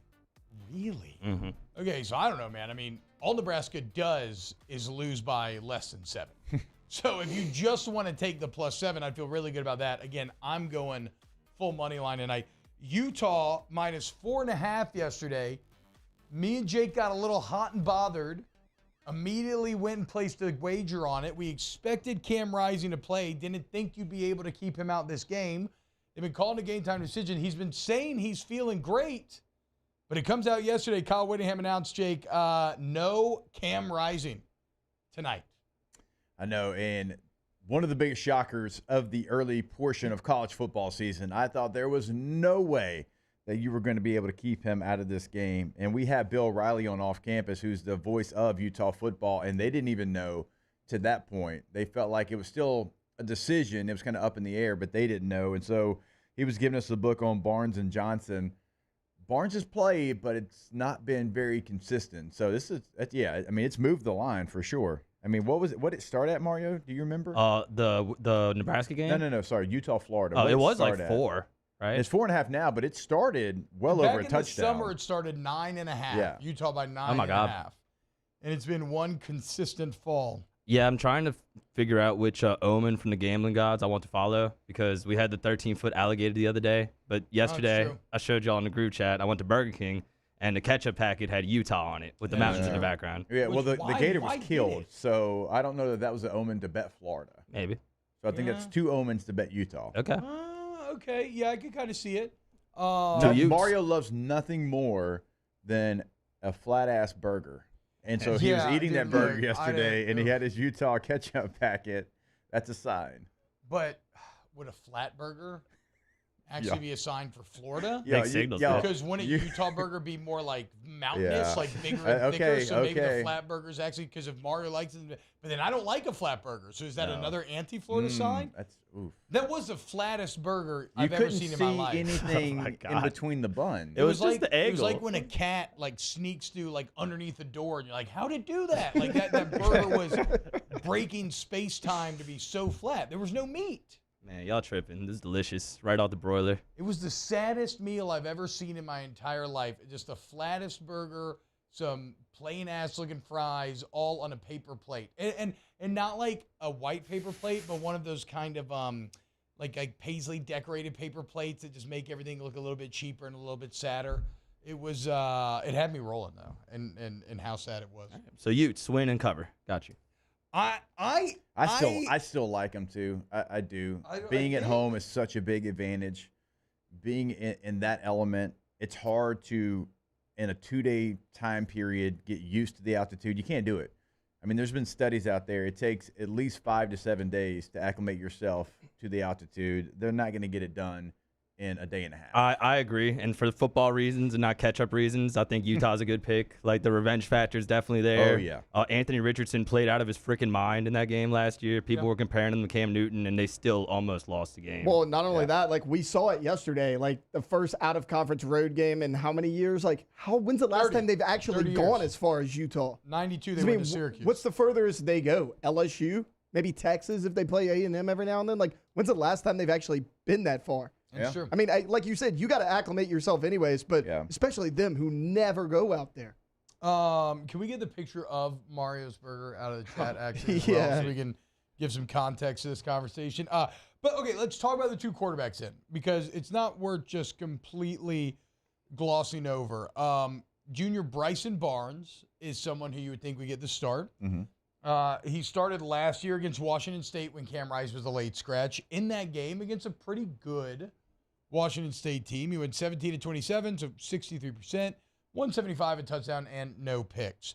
2 years ago, as a freshman, this is where I remember him. Yeah, he actually had to come in the game late in the Rose Bowl against Ohio State, and with under 2 minutes left, he led a touchdown drive that tied the game. Yeah. At 45 apiece. Now, Ohio State would go on to win 48-45, but like as a freshman, okay, that's some nuts right there for Bryson Barnes. So, again, there's nothing, like last year on the year, 65%, 430 yards, 4 touchdowns, 2 picks. Nothing to write home about on the whole, but at least the reps that he's gotten aren't just blowout BS reps. Like he's actually had to play, even in the bowl game last year where they got smoked, but still he's had to play when, there's stakes on the line, and he's done all right. He's done all right. Yeah, I still have belief in Utah in this one. Yeah, the quarterback and Cam Rising and how good and veteran that player is going to change it a little bit. But still, when you go position by position, I like Utah. Graham Mertz still has a lot to prove. I don't think he was as bad as some make him at Wisconsin last year, but he wasn't as good either. And so the thing that you do the best if you're Florida, T, is run the football because that's your 2 best players, your running back. Yeah. Now, you lose linemen in front of them. What does Utah want you to do? Run the football, right, at their front 7. And so I still like them. I think they have advantages still. The most interesting name, and look, they also mentioned redshirt freshman Nate Johnson as maybe like a change of pace Wildcat sort of guy. Yeah. But the most interesting name that I came across that could maybe factor in tonight is Jayden Jackson. So Jayden Jackson was a redshirt freshman last year for Utah. He was a former 4-star quarterback went to Texas, transfers, switches to running back, and then on that Utah team last year, averages 6.8 yards per carry, 78 carries, 531 yards, 9 touchdowns. 78 carries, 9 touchdowns as a redshirt freshman last year. Electric athlete. He's already RB1 this year. I saw this positive. I think it's kind of interesting. With his quarterback background, you could get a little funky, right? If you're trying to set up a trick play in a game where I think defense now, because you don't really believe in Graham Mertz, no Cam Rising, defense seems to take on greater importance. Maybe a trick play has a greater impact because score is going to be hard to come by. Like Jayden Jackson is worth watching just because of how electric he can be, but especially given that maybe you could do some of him throwing it out of the backfield. And Utah will be creative. I mean, if you've watched Utah over the last couple of years, they've got same coordinator, same head coach. They will be creative. They will do these type of things. I mean, even going back to when Eric Weddle was playing at Utah, like he played some quarterback. I mean, they will do some different things there. They'll do whatever they have to do and can do with the skill set of a guy. So, yeah, that's a good pull by UT because he certainly has the ability to do something special tonight. Jayden Jackson, name to remember for tonight. All right, we got the picture. Here is, oh, Jesus, that is. Is there meat in there anywhere? That is a lot of bread. That bread to meat ratio is so off. That's at least 3.5 parts bread to 1 part meat. It's just the angle, dude. There's meat there. I don't know that there is. Is that a fully dressed burger or is that a meat and cheese only? No pickles, no tomatoes. Other than that, yeah. Okay, so that would take away a little bit from the thickness. So that makes, I suppose, a bit more sense. But, I mean, normally, if we didn't get meal pictures from you often, if I had a friend send me that out of nowhere, my follow-up would be, are you cool, man? Like, are you okay? Yeah. Do you need to talk to someone? I got number. I'm here. Just call me, man. We can hash this thing out. What I love is that you sincerely sent that and we're fired up about it. Hell yeah. Shout out to the people at the BK on Highland, always giving me the lunch food before lunch is open. Like he was about to go ham on that burger and wanted us to know just how excited he was. Look, I will say this. I'll defend Mario a little bit here. That burger does not look very good in that picture. But man, I love a Whopper. I love a Whopper. I do love a Whopper. So I'm not giving my guy a hard time. That was probably a really good burger. Whopper. Yeah. It was a fresh one. That was probably a good burger. They didn't have any ones, sitting on the heater. They had to make it fresh. It was freaking delicious. I think you can ask for a fresh at BK too, right? You certainly can. Maybe you're running the risk in your food spit in. Yeah. But you can ask straight from the broiler. Yeah. The last time y'all have had a Whopper? Mario yesterday. Couple years. Saturday, I did, wow. A couple years. Whoppers hit though, dude. I 2002 for me. Oh wow. Because there was a Burger King by Evangel, and when I was playing nose guard and didn't really care, the Whoppers were going down easy. I used to eat Wendy's triples back in the day, dude. Because I remember one I had time. Wendy's last night. I remember one time I was a little kid and my old man was like, you want to go to Wendy's? I was like, Wendy's, their burgers have no meat, like no beef or whatever. And he was like, what? Because I guess I had missed, like in the 80s or 90s, they had an entire ad campaign, Where's the Beef? Yeah. And it was all about how Wendy's had more beef. He was like, all right, you're going to learn today. And so he ordered me a Wendy's triple, and I'll never forget it, bro. Just grease literally dripping off my elbows. Man. And I was like, wow, this is the best thing I've ever had. Now a triple's a little much. Certainly. But when you're talking about thin fast food patties, a double still plays, in my opinion. A classic Whopper's not bad at all. I'll take classic Whopper over a Big Mac. The little ones are still good, easy to consume. I think one of the great pleasures in life is what y'all were just talking about, like a burger after football practice. My favorite part of the Pete Jenkins defensive line camp in Thibodaux was after the last practice of the day, they would literally throw you McDonald's cheeseburgers as you're walking back to the dorms. You are Randy Bobandy from Trailer Park Boys. Maybe I can find a clip without F words in it to explain what I'm talking about. I doubt it because it's Trailer Park Boys. But Randy, I don't think anybody has a genuine passion. Well, I don't know. I'm kind of there with you. Maybe I just can't allow it myself as much anymore. But you have a real, genuine passion for burgers. And I like passionate people. You very, very passionate. That was your go-to fat boy after practice. You didn't care what you were eating because you had just lost 7 pounds at practice. Yeah, exactly. Did anybody else have a meal like that? Mine was always a meatball sub from Subway. with some provolone cheese. I was going to go a foot long, too. We're not doing we're not doing the little one. Meatball sub's a great one after meatball after sub. practice. I used to put mayo on my meatball subs. What did I put on there? Definitely provolone. Something else that was random, too. I was the same way. People were like, ugh. I'm like, try it. No, I used to, mine was Subway as well, but I would do like the steak and cheese that they have, but I would throw like the pepper and onion and make it like a Philly cheesesteak. Because we had like a Subway within walking distance of Walker High School. So like I did the Philly cheesesteak at Subway. I can't, this was not every day because it was a specific Tuesday deal. But for a while there on Tuesdays after football, me and the kids that I would drive home would go, and we would do the, I don't know, I can't remember what we called it, maybe like the 5-burger challenge, something, whatever. Sonic sold 5 burgers for $5. And brown bag special used to be 2, right? Just smash 5 burgers, which always I didn't know that existed. awful about. Yeah, it was. I don't know if it was a local campaign or what, but yeah, I remember this kid I used to drive home just throwing up everywhere, trying to keep up with me. Couldn't stuff them burgers down like I could, Bo. Well, you would eat the burger, laugh at him, pull something out of your cargo shorts, and then tease him with it. Yeah, exactly. And then keep eating the burgers. All right, when we get back, so we still feel good about Utah, though. There's a point of That's my official pick. I do. Official. Lock it. To cover the 4.5. Cover the 4.5. Yep. Okay. Utes. Let's go, baby. Let's go, Kyle Whittingham. I mean, something we don't talk about enough because we give Utah a lot of credit. Pretty pathetic that the Pac-12 champion lost to Florida last year. I get it. Week 1, the swamp, prime time. Still, like, you can't be – if you do it 2 years in a row, the Pac-12 takes a major cut at the knees. For as much as we've hyped them up. It might even just go away as a conference. Yeah, it could potentially be the death blow. You're right. Could be the final nail in the coffin. Everything's on the line for the Pac-12 tonight in Utah. God, Kyle Whittingham's record at Utah, though. Wow. I know. So how about you don't lose to Anthony Richardson in Florida? Yeah. All right, when we get back, more OTB. Off the Bench with Hester and T-Bob. In times of need, get a full list of phone numbers, websites, and other important emergency information on the Demco Stormwatch page at 1045ESPN.com.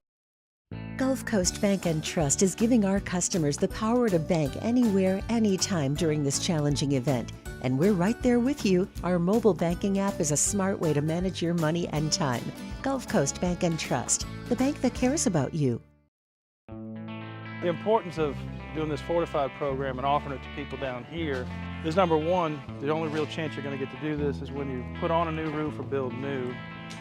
And through companies like HUDCO, who's kind of leading the way in this thing, it's going to offer the customers a huge advantage in the insurance market and the price of their insurance.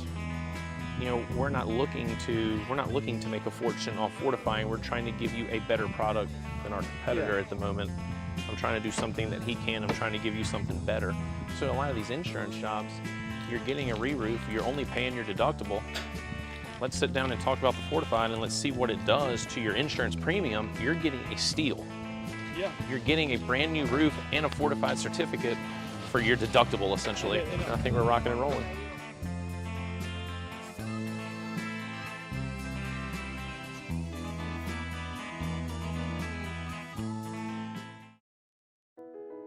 I've been doing business with Luba for 25 years. They're dependable, trustworthy. It's just the attention to detail with our clients. Our folks have years and years of experience. They're highly trained professionals, but many companies have that asset. What I'd like to think makes Luba a bit different is that we use those talents in a way that truly is dedicated to serving the needs of the folks who depend on us.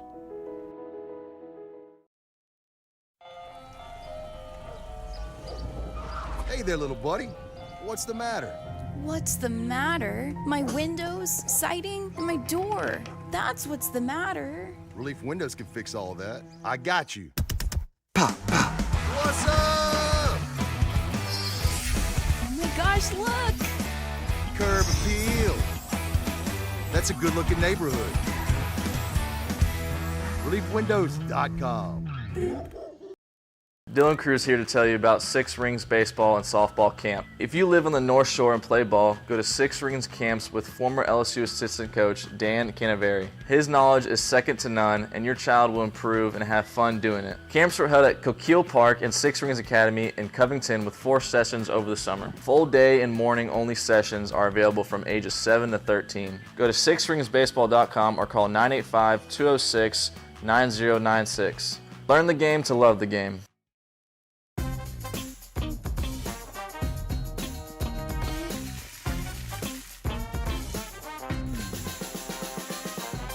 The best kept secret in town is out. Discover Tallulah at the Renaissance Hotel on Bluebonnet.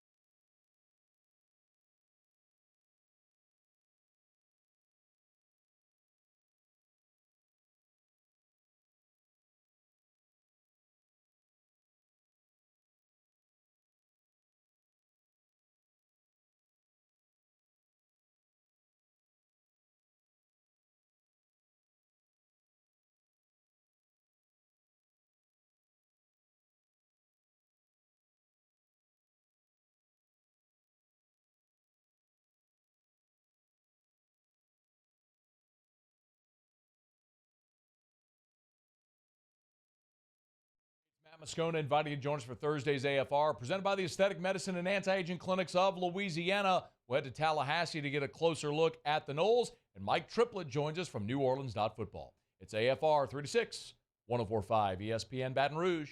Everybody here is out of sight.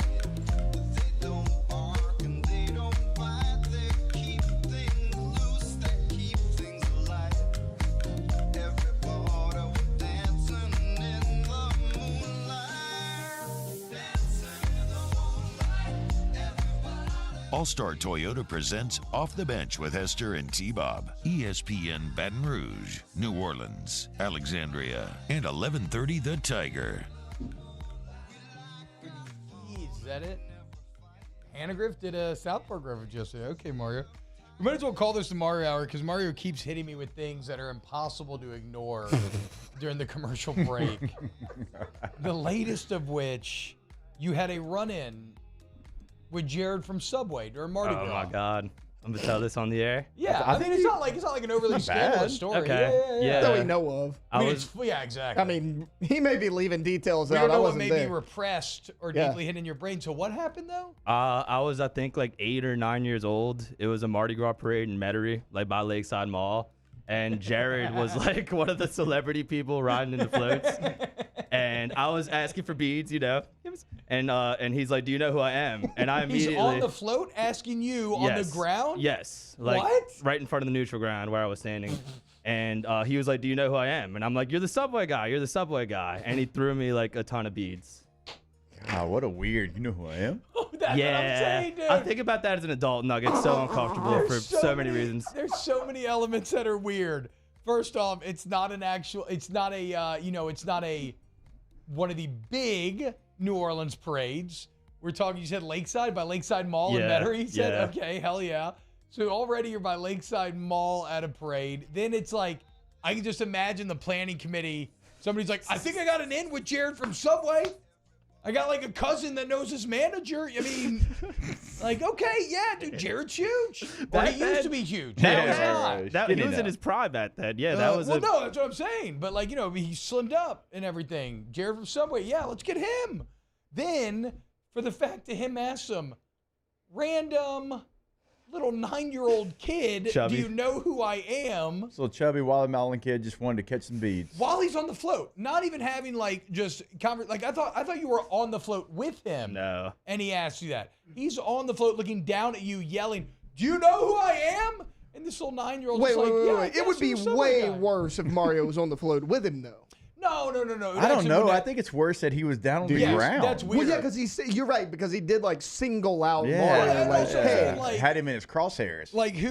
Yeah, exactly. And then with the added context of what we know about Jared, yes, it could have gone. Now, I feel what you're saying, Taylor. You're saying because what we know about Jared, it could have gone more awry for Mario if he was on the float.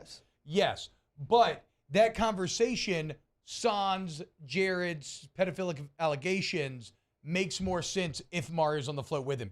It is weird for the celebrity guest on the float to yell at a crowd member, "Do you know who I am?" Much less a little chubby 9-year-old kid. Yes. But good job that for is knowing bad. him. Yes. Good job for knowing him. Do you remember what throws he gave you? Was it like a sub? It Or was like some excess body fat? It was a lot of beads. He was happy that I knew who he was. I wish you'd gone like full Fight Club and thrown you some soap with some old from made out of some of his old body fat. Shout out. No. No shout out Jared from Subway. Yeah, no. Retract your shout out. No.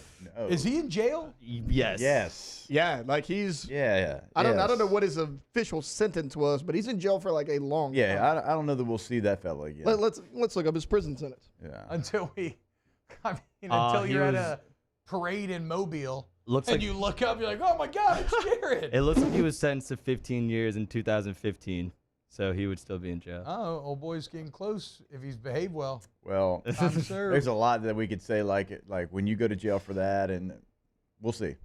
In Inglewood, that's where he's being imprisoned. What is that? I don't know much about Inglewood, California. That's where the Rams Stadium is. Is what I'm saying. Is that like, excuse but I heard like me, sir? I heard like a big Chargers like, and Rams. That's where the Charger Stadium is. Bro, I hate the Charger Stadium. Rams. The Chargers needed to stay in that 30,000 MLS stadium they were in. That was a nice boutique stadium that fit. SoFi is still great. Have you been to SoFi? No, I've heard it's incredible. Yeah, it's still great. I've heard it's the rain situation they certainly did not plan for, but it's still a great stadium. Do you know who I am could be a WWE heels catchphrase. I agree. Did y'all see this article at AL.com yesterday concerning Nick Saban smiling? Oh my God, are we on this again? Did you? In an effort. So we all know when he left that press conference at the beginning of camp, he had one of the widest smiles we've ever seen, right? Many people, including myself. Did you say whitest or widest? Widest. Okay. I mean, his teeth do look great. So widest place as well, though, not yellow teeth. Even though I've heard he maybe likes the Joes or did back in the day, so I'm a bit surprised. But then you make that much money, you can clean it up. Yeah, looks like that could be a possibility.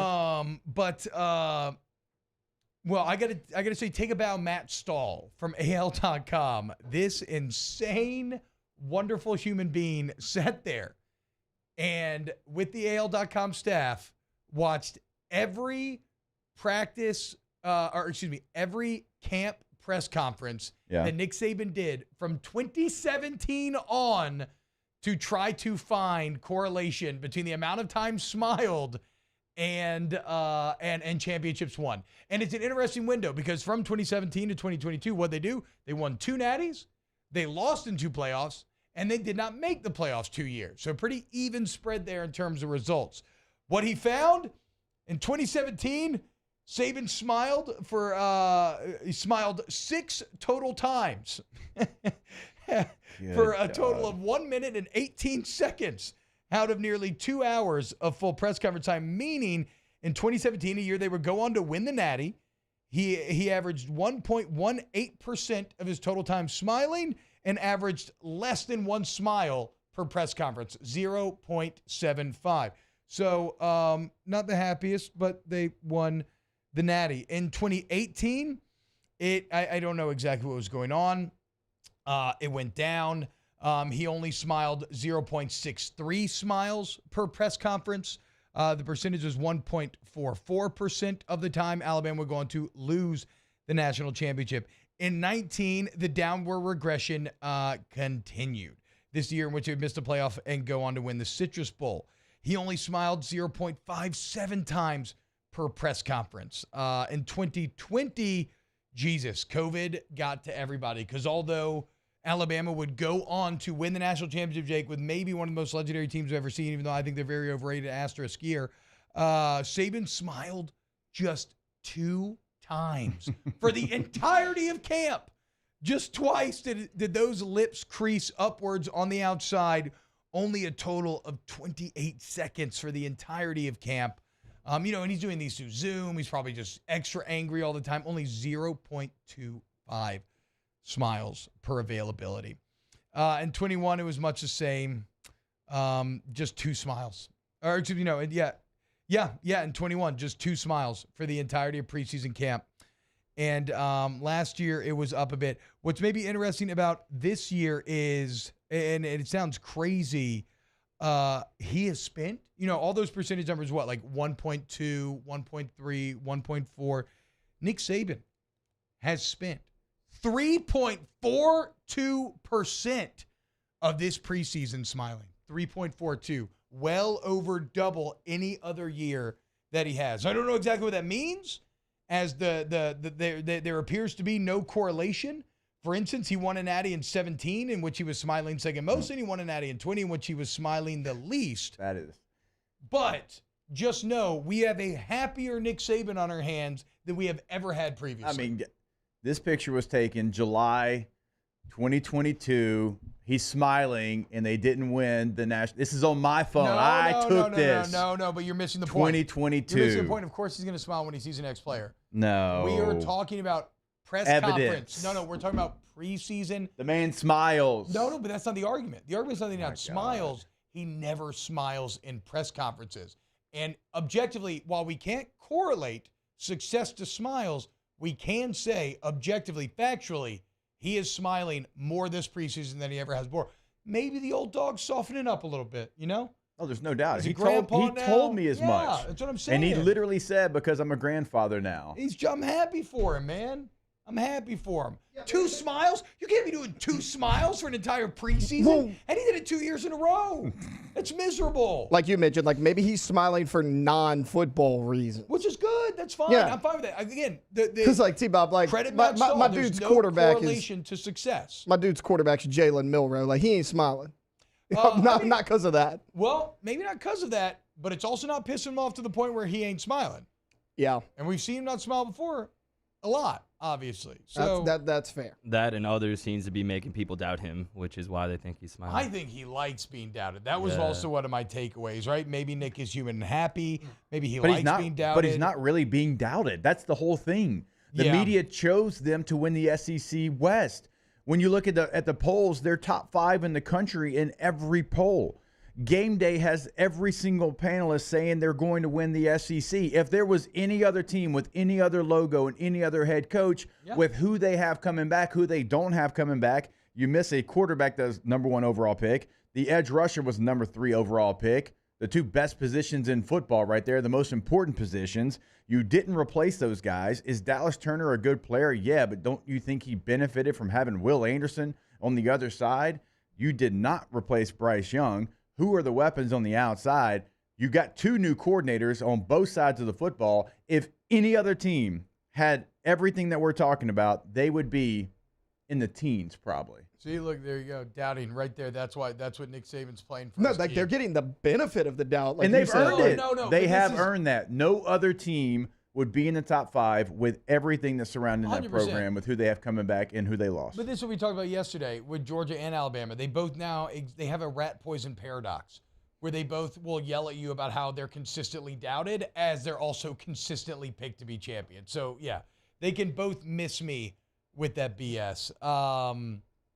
Even though, again, Jake, everything you're saying is right, but when you look at, it's not just ESPN, you look at other outlets, like relative to other years, it's maybe a relative doubt on Alabama this year, but whatever. But who's doubting them though?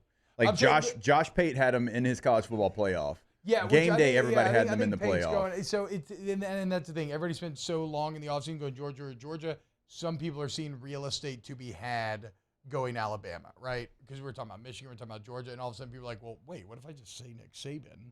And then I can be like, I told you not to doubt Nick at the end of the year. It's like a safe play. I know.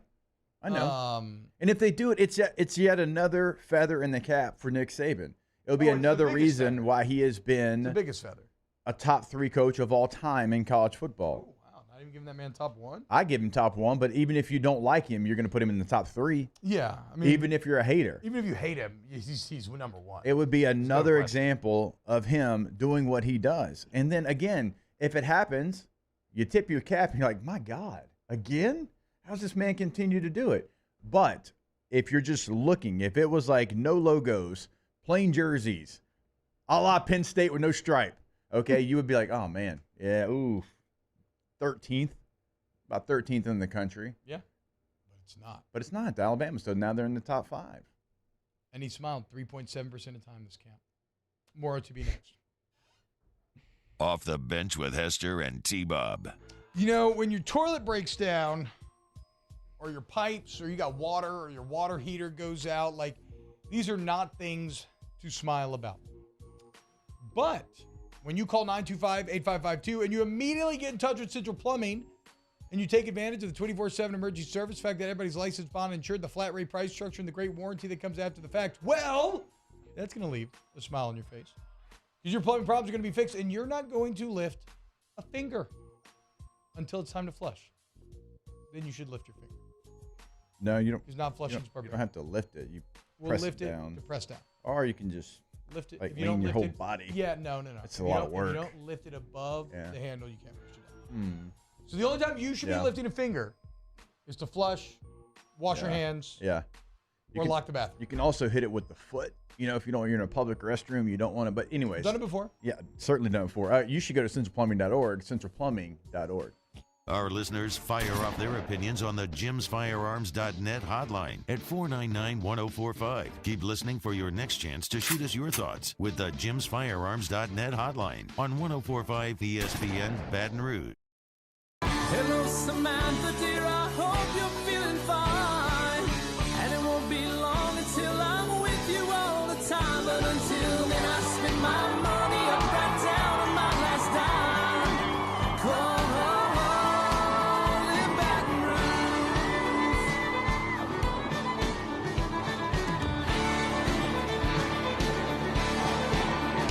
I'm ready, what you put me on through. Gotta send my love down to The interior of an Infiniti is thoughtfully designed to be all about you. And by you, we mean every version of you. Because there's luxury you can feel, and there's luxury that lets you feel. Infinitely you. Experience luxury like never before with Infiniti Premium Care, included with the 2023 QX80 at your local retailer. When is a taco more than just a taco? When it's Government Taco. Voted best tacos 3 years in a row by 225 Magazine, Government Taco puts the most delicious spin on tacos the capital area has ever seen. With creative combinations like the Magna Carrot, the Filibuster, or the Steak of the Union. Plus perfect tortilla chips paired with the best salsa and queso you've ever had. And happy hour every day from 3 to 6 p.m. and all day on Thursday. Government Taco, 5621 Government Street. Scooncha, fall in the air. Fall is right around the corner, which means fall fishing is, which means it's time for you to take your boat to the next level with front-to-back boat service in a bunch of different ways. You want a custom stair job, you can have a ton of fun out there on the water. They can do that. What about a spot lock trolling motor? So you stay right where you need to in casting lines. Or sonar that's let you see the fish under the water before you cast. All of your maintenance needs as well. For 38 years, they've been at it and will continue to do so. The Sherman family of front-to-back boat service. Gulf Coast Office Products is a nationally recognized Savin office equipment dealer based right here in Louisiana. Over 100 employees strong, Gulf Coast has the boots on the ground to support all vertical markets from education, engineering, legal, and finance. With the latest in office technology from desktop to production segment units, Gulf Coast and Savin have the perfect fit for you. Call 225-756-2644. That's 756-2644 for Gulf Coast Office Products. I've been doing business with Luba for 25 years. They're dependable, trustworthy. It's just the attention to detail with our clients. Our folks have years and years of experience. They're highly trained professionals. But many companies have that asset. What I'd like to think makes Luba a bit different is that we use those talents in a way that truly. Henniger joins us for the Thursday edition of Live at Lunch. We're at Jolie Pearl Oyster Bar, downtown Baton Rouge. Carl Johnson from the Beau Rivage is with us. Colucci is with us. Matt Humans is with us. And we got college football. Live at Lunch, 11 a.m. weekdays, 104.5 ESPN Baton Rouge. Do you feel the buzz? so is it just me? Trust me, something in the bed just above me. Something like a dream state, you call it a clean break. Do you feel the vibes, baby? Do you feel the vibes? All-Star Toyota presents Off the Bench with Hester and T-Bob. ESPN Baton Rouge, New Orleans, Alexandria, and 1130 The Tiger. Sorry we got so deep in our burgers and smiles conversation that I screwed up, and we only got a couple minutes here. Hour 3, we're going to kick it off with Big Deal or No Big Deal. Then we got Munchies with Chef Michael Johnson at 9:15. So look forward to that.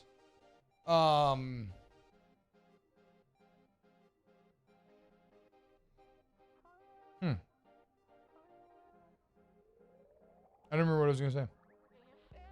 Not many shows, though, can go from burger talk to smiles talk to an actual Alabama breakdown, but we did. Oh, here's what it is. Here's one thing I was going to say. I wanted to say shout out Dana Holgerson because I know a lot of people were a little salty when Brett Yormark was like, like cheered. He's at the Texas Tech convention. Like, I hope he beat Texas or whatever. I don't think, I think. While you could argue that maybe like strictly within the rules that's not good to do if you're a commissioner, I also think that as an adult, like let's just call a spade, and they tried to screw you. And if somebody disrespects me, I don't need to respect them. Now, if you wanted to go full like turn the other cheek and be a good person, sure. But also, I'm cool if you want to say F them hoes.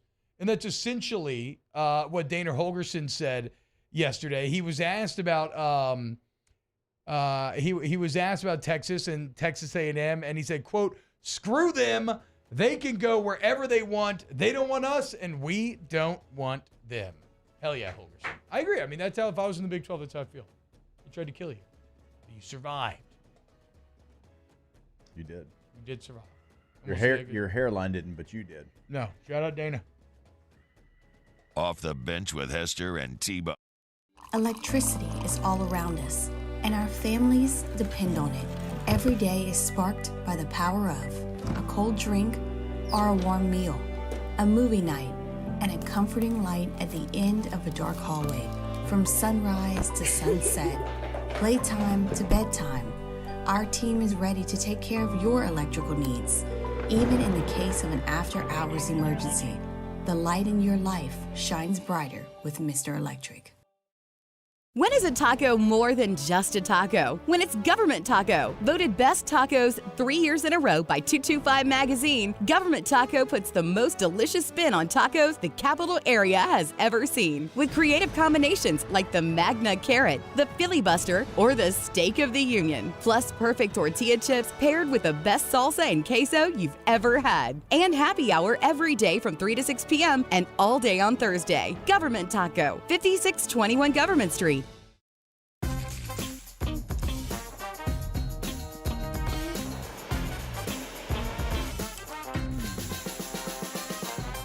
The best kept secret in town is out. Discover Tallulah at the Renaissance Hotel on Bluebonnet. The world's leaders in obesity research, obesity medicine, and obesity science are right here. We're doing something that no one's ever done or trying to answer a question that no one's ever asked before. Pennington is a real jewel when it comes to research. We are finding the solutions to the world's worst chronic disease, which is obesity. Louisiana needs Pennington Biomedical. Gulf Coast Bank and Trust is giving our customers the power to bank anywhere, anytime during this challenging event. And we're right there with you. Our mobile banking app is a smart way to manage your money and time. Gulf Coast Bank and Trust, the bank that cares about you.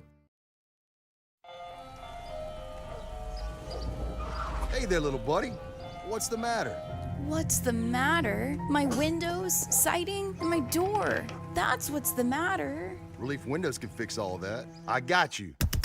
Pop, pop. What's up? Oh my gosh, look! Curb appeal. That's a good-looking neighborhood. ReliefWindows.com. Dylan Cruz here to tell you about Six Rings Baseball and Softball Camp. If you live on the North Shore and play ball, go to Six Rings Camps with former LSU assistant coach Dan Canaveri. His knowledge is second to none, and your child will improve and have fun doing it. Camps were held at Coquille Park and Six Rings Academy in Covington with 4 sessions over the summer. Full day and morning only sessions are available from ages 7 to 13. Go to sixringsbaseball.com or call 985-206-9096. Learn the game to love the game.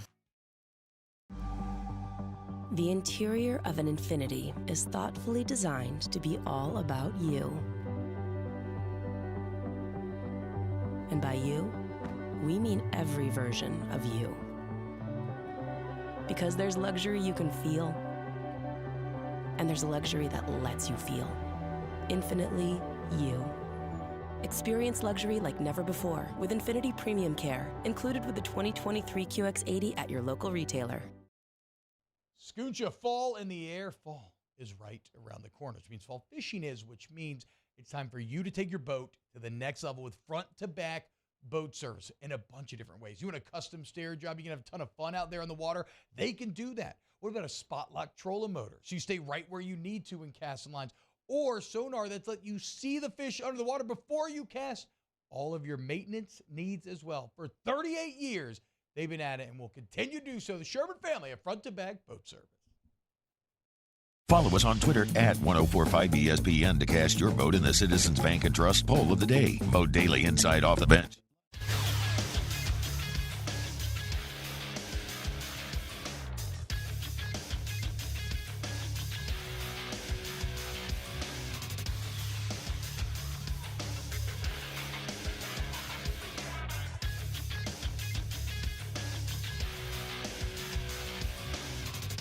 Good morning, everybody. It is 9 a.m. on Thursday, August 31st. Today in Baton Rouge, expect clear skies with a high of 97. Coming up on OTBOT, we have a new edition of Big Deal or No Big Deal, and Chef Michael Johnson joins the show at 9:15 for a new edition of Munchies. You can follow today's show on Twitter, Instagram, and TikTok at OTB_ESPN, or catch us on YouTube at the 1045 ESPN channel and subscribe for daily content. OTBOT, live from the Mercedes-Benz of Baton Rouge studio, starts now.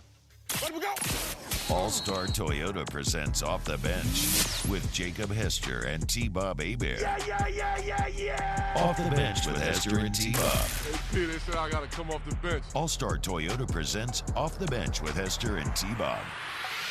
Yo, yo, yo.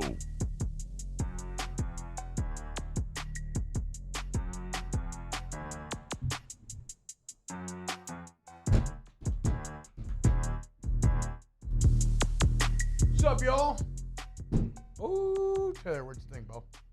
You them boots, son? Dude, they're already getting a good wear on them, Bo. Yeah, they look good. Feel so much more comfortable now. And I walked by yesterday, and I saw you had some scuffs on them and stuff, and I was like, dude, let's go. Like, that looks good. Now, T-Bob is as rough on his shoes as any person in this world. Would you agree to that? Yes, because when I get a pair, I just wear them into oblivion. Yes. But you're also pretty rough on them. Yeah, well, I mean, how do you... It's like I don't know, I've but your shoes understood- look like they have been through No, I just know, but Armageddon. conceptual, like I've never understood how are you not rough on shoes? They're attached to your feet. No, but You it's walk. not even like a dirty situation. Like they don't have a lot of dirt on them. It's just they look so worn. Yeah. Well, that's because I wear them constantly, and then now these fit because I actually got these in double E. Okay. I've never otherwise I've never bought a wide shoe. It's like those Hokas. The other day, they've gone full flat tire where the entire side, it's been a year and a half of running it, but the entire side is ripped. So when I put them off, my entire side of my foot hangs out the shoe about half an inch. It's like a fat person's like rolls. Yeah, like I've sneaking popped out. an air bubble in my Nike 720s. I have 3 pairs where the air bubble is just popped on one side. That seems like a manufacturing defect. It's like, what are you gonna do? But no, I don't know. Like I see people with clean shoes, and I'm like, how? I guess like you don't like walk in the grass. Maybe Maybe I don't I'm bad know. about that. Again, this isn't like a dirty Walk in the situation. rain? Just a worn situation. And I will say, once you break in a good pair of boots, which you have, it is going to be the most comfortable shoe that you own. Yeah, that's what I'm saying. And in theory, they should handle the wear and tear better than anything, right? Yep. Yeah. So I'm a boot guy now. And they don't look bad with the Lulus. No, they actually look good. If you color coordinate them, I'm kind of into them, look dude. good with the khakis you wore the other day. Boot guy, what can I say? It's been my whole life. Where's my cowboy hat? I left it at Toledo bed. Decided I couldn't be trusted with the temptation of daily wearing a cowboy hat.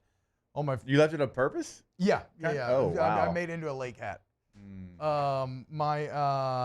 My wife and friends were so embarrassed and did not want to be seen with me when we went out to eat in Monroe, and I wore it to the restaurant. What? Yeah, I know. Caitlin, get yourself together. I know. I don't get it. This man's just trying to let his inner cowboy fly, and you're holding him back. I know. I agree, dude. T-Bob, you know what would look good with the hat and the boots? What? Belt buckle? Cowboys jersey. No. Michael. Okay. No, I mean, that would be jean shorts and a fade and some random white sunglasses if he was going to be a Cowboys fan. We're not the Florida Gators, okay? Well, we're not. You're not There the is Florida no Gators. way you can go watch any Cowboys game and go more than 10 seconds without seeing a Cowboys fan in jean shorts. No way. Yeah, that's actually true. You know what's funny? Now, I've never been to a game of in Cowboys Stadium, so I actually wouldn't know. No, it doesn't have to be in Cowboys Stadium. It can be any Cowboys event. I'm going to away game. Stereotype a little bit here. Also, super large Mexican population within Cowboys fans, and Mexican people love jean shorts. Like right there with Florida people, arguably I even can't speak more. on that, and Danny's not here. I think we could ask Danny to back me up here. Maybe I'm wrong. I think I'm right, but maybe I'm wrong. What about Mario? Not Mexican. He's not Mexican. No, but he's got like. Oh, wow. Wow. Now that's problematic. Yeah, we stumbled into it. This is a real problem. He's literally answering. All good. From my observations, I think that's true of Cowboys fans and Steelers fans. There's a lot. There's a big Hispanic Steelers fan population. Oh, I did not know that. Yeah. Raiders, certain. The Raiders are part of that too. Niners. Niners. You see a lot of Niners jean shorts. So, you know. Yeah. A lot of teams have international fan bases. It's just how it is. I'm always surprised that we don't Who have played in more Azteca last year? Cardinals, Niners? Here. I think so. God, that'd be so cool to play there. They messed up the field a couple years ago so bad they couldn't play. Yeah. My boy Chuck Nelson says Cowboy fans do not wear jean shorts. Chuck, you look like you wear jean shorts. In fact, I'm pretty sure I've seen you in jean shorts. So get the hell out of here. Let's do a little big deal or no big deal. Munchies coming up next. Ain't no big deal. Big deal? No big deal. Big deal. No big deal. No big deal. No big deal. All right, big deal or no big deal.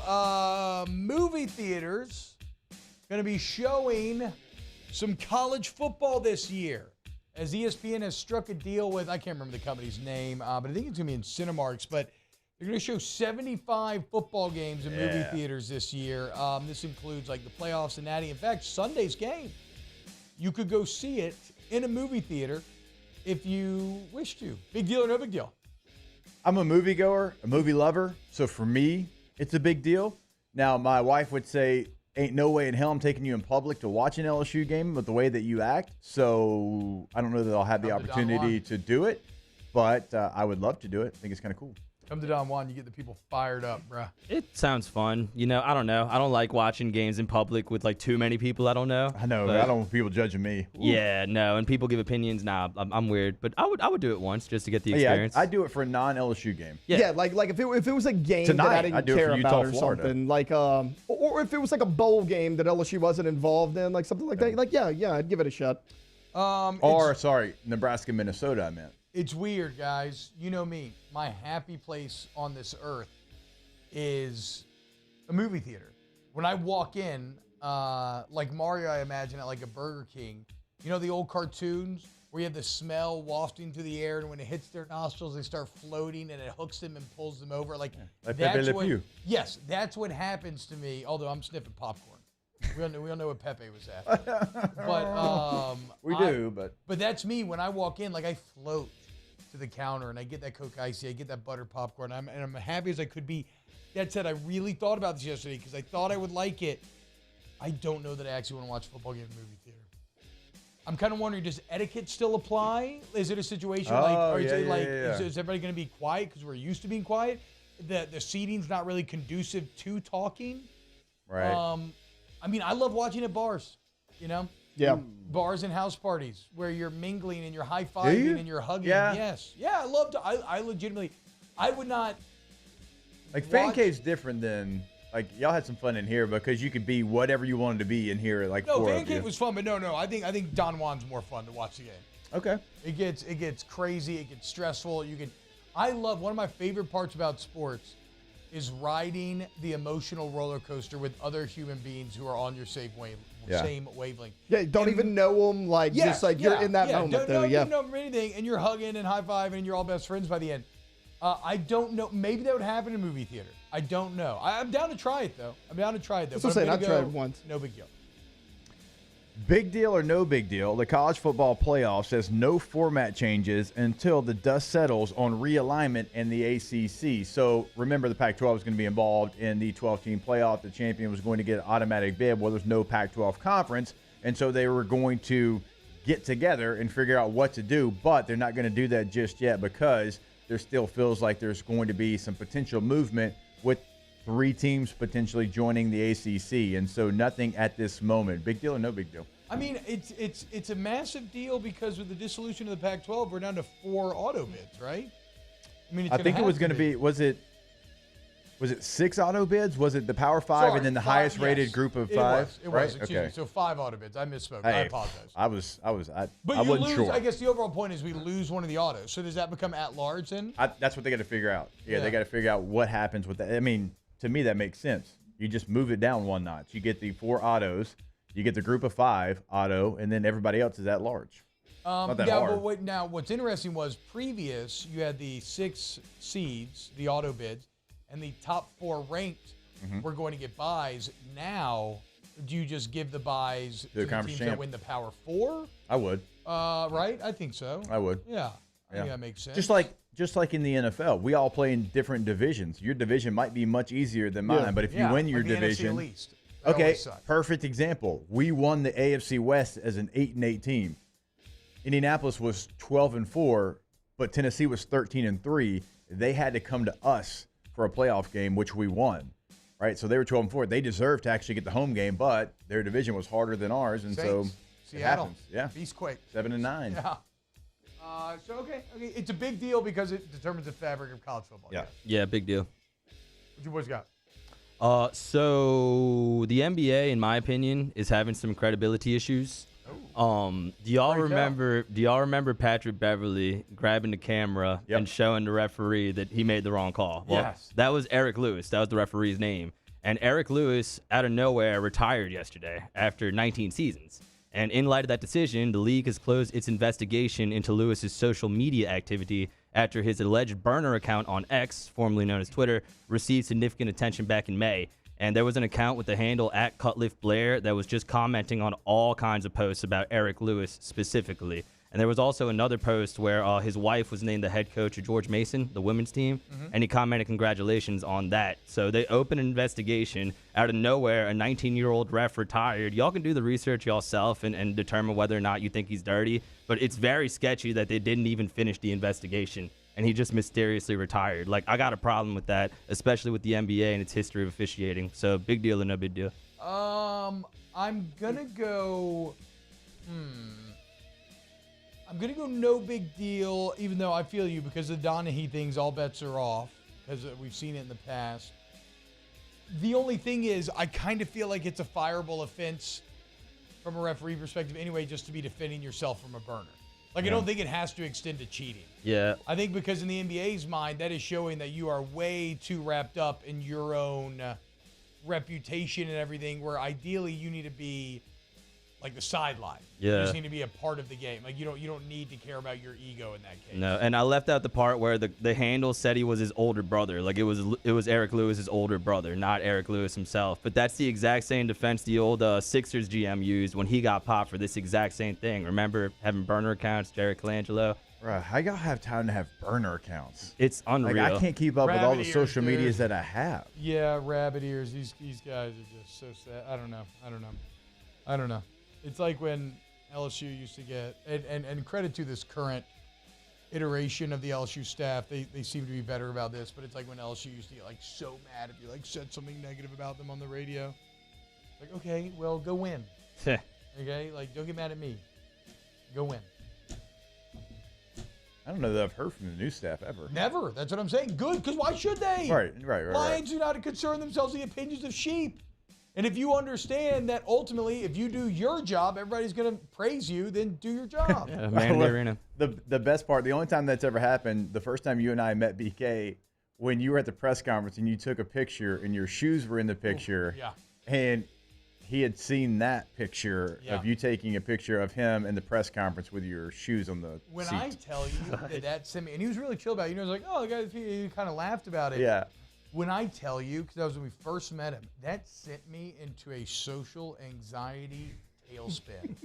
For the next 48 hours, I just constantly wrestled with, like, was he, like, offended? Like, does he feel like I was trying to, like, upstage him or something? Does he, am I, like, serious? Blah, blah, blah, blah, blah. And again, I don't think he ever thought twice about it. I think somebody just fed him that information 30 seconds before he met. Probably so. And it sent me, like, I was freaking out. Yeah. I was completely. I mean, he laughed. He was good about it. So I know, but that's I guess the thing about replaying social stuff in your minds too much is it can take on entirely different interpretations if you think about it too much. What do you guys think? There's no doubt. Yeah, so there's been a lot of training camp holdouts in the NFL, but Nick Bosa has not been with the 49ers since July 25th. He is still currently sitting out looking for a new contract. However, Shanahan and John Lynch both say that he's going to get an extension. There's no scenario in which they would trade Bosa, but the season's a week away. He's still not out there with the team. Big deal or no big deal? That's a big deal. Maybe the best rusher in all of football. I mean, he's certainly up there. It's Mike Parsons, him. I mean, it's a small group. It's a very big deal. I mean, that's a reason why we like San Francisco to go as far as we do, is because of their defense and their relentless effort to get after the quarterback. And these situations are always tough because you are with your brethren. You're like, man, I know you need more. You deserve more. Like, we'd like to have you here. And it's like a back and forth. I mean, I've dealt with this with players in my career. It's like you understood why, but man, you want to get a deal done. It's like, hey, can I put something on it? Can I give you some of my money to get you out here on the field? So they got to get a deal done. They have to get a deal. You cannot let a generational edge rusher walk away from your team, make him happy, do whatever you got to do. Yeah, I mean, surely Bosa has the leverage here, right? Yes. Like, surely they just back down and pay the man. Yep. So with that in mind, I'll say it is a potential big deal, but, like, I got to imagine they get across the finish line. Like, I can't fathom that they blow this up. Then again, it's vastly different, but the Jonathan Taylor situation remains an absolute disaster. Did you see Ballard's comments? Yeah. There's just nothing to be done there. All right, when we get back, let's do a little Munchies brought to you by Chef Michael Johnson, the man, the myth, the legend. Also want to remind you that we're going to be back with Munchies next. OTB, OT. From 10 seconds ago. And I also want to remind you, go to All-Star Toyota Baton Rouge, allstartoyotabatonrouge.com. I've seen a couple of y'all in the Murdered Out Mini, and I just want to say, welcome. Once you experience the sliding doors and that beautiful Toyota Sienna, you're never going to go back, especially if you're in a busy parking lot with kids or whatever. You don't have to have kids, though. I mean, whatever, you probably should if you want to get a minivan. But you can't, I mean, Taylor, if you want, Toyota Sienna is going to blow your mind. But look, maybe you want a Camry, maybe you want a big old Tundra, which are beautiful, beautiful trucks. Maybe a smaller truck like a Tacoma for workers. I mean, either way, it's all there for you at All-Star Toyota Baton Rouge. Go see them off of Airline Highway today. Yeah, T gave you a couple options there. If you wanted a truck, multiple options. Don't find that everywhere. Same thing with midsize SUVs. Multiple options. You're not going to find that everywhere. They're the full-size SUV. They've got the minivan. They've got the sedan. They have the hybrids. They have something for everyone over there. That's if you're buying new, if you're leasing, if you're renting. All-Star Toyota of BatonRouge.com. In times of need, get a full list of phone numbers, websites, and other important emergency information on the Demco Stormwatch page at 1045ESPN.com.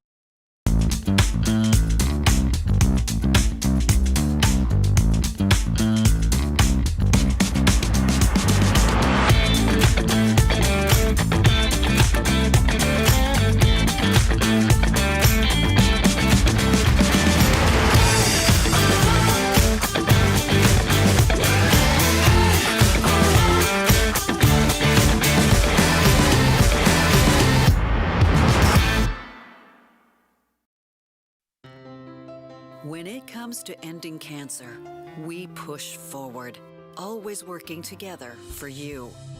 That's why our cancer experts at Ochsner have clinically integrated with MD Anderson Cancer Center. This means advanced cancer care, including access to life-saving clinical trials and integrating care to treat the whole you. Introducing Ochsner MD Anderson Cancer Center. Long live you. It was a humid day, barefoot children play, looking for that summer shade. Time just slips away. Oh, Louisiana, some kind of hold on me. Like cypress stumps, your roots are planted deep inside of me.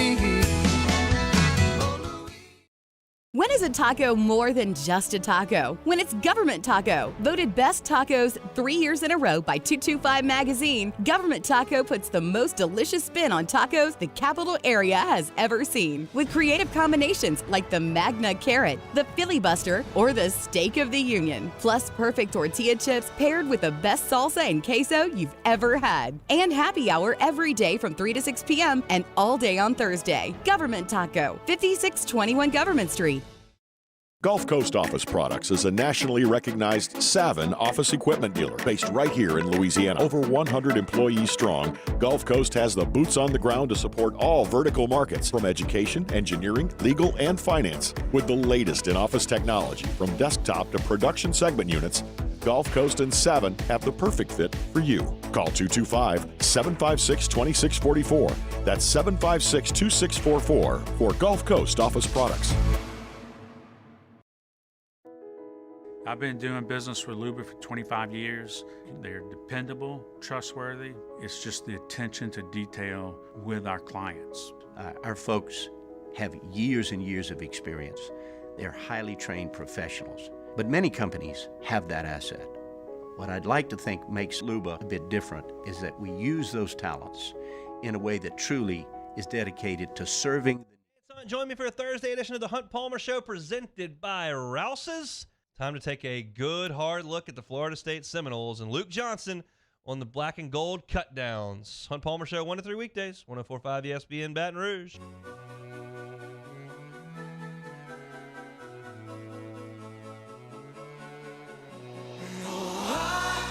I just died on your arms tonight. It must have been something you said. I just died on your arms tonight.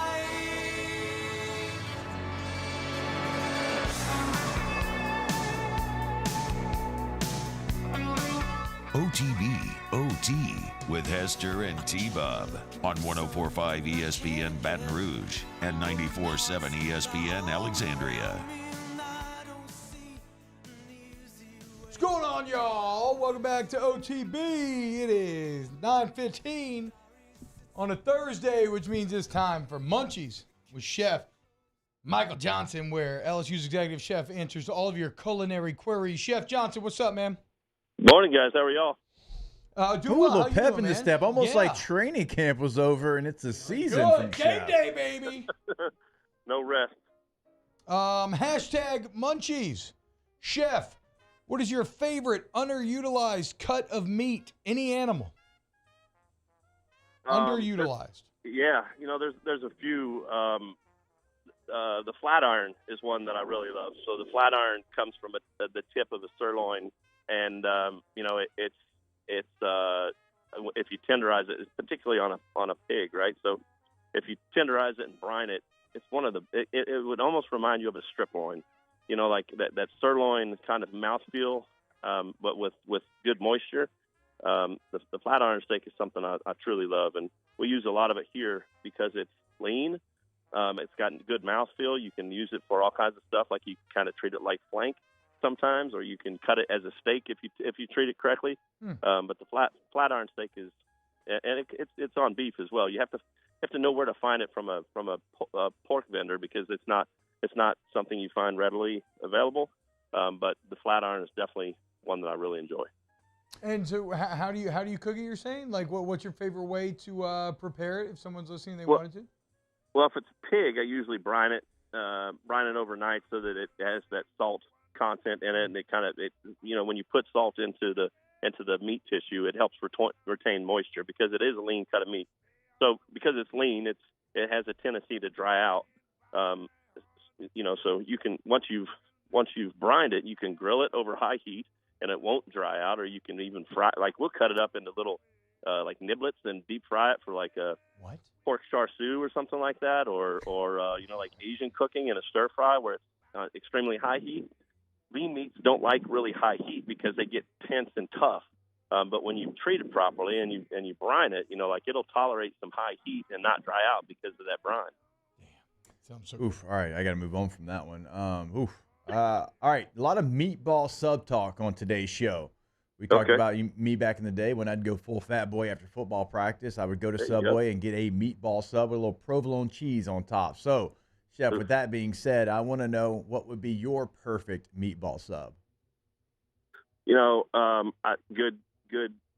Good tomatoes is the beginning of it for the sauce. You got to start the sauce with a proper tomato, garlic, and all that stuff. So a homemade red sauce. You're making. Absolutely. Yeah.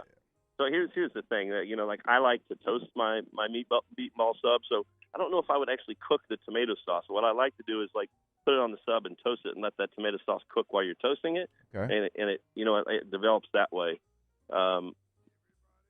I don't know, like the meat itself, it's got to be a particular meat, and I like brisket ground up into meatballs instead of like leaner cuts. I like a fattier meatball. I like the provolone, but I also like Gouda or something with a little smokiness to it or something like that. You can get smoked provolone, but I love how Gouda melts. It just gets really gooey.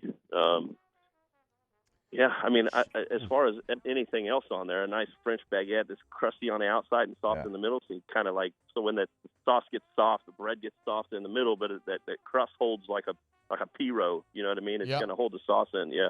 Chef, what do you think about me and T-Bob next Thursday coming over to your place, the nutrition center, and getting a meatball sub? Come cook it in here, dude. That sounds. No, we'll come to you. We'll travel on the away game. How long does a red sauce take to make?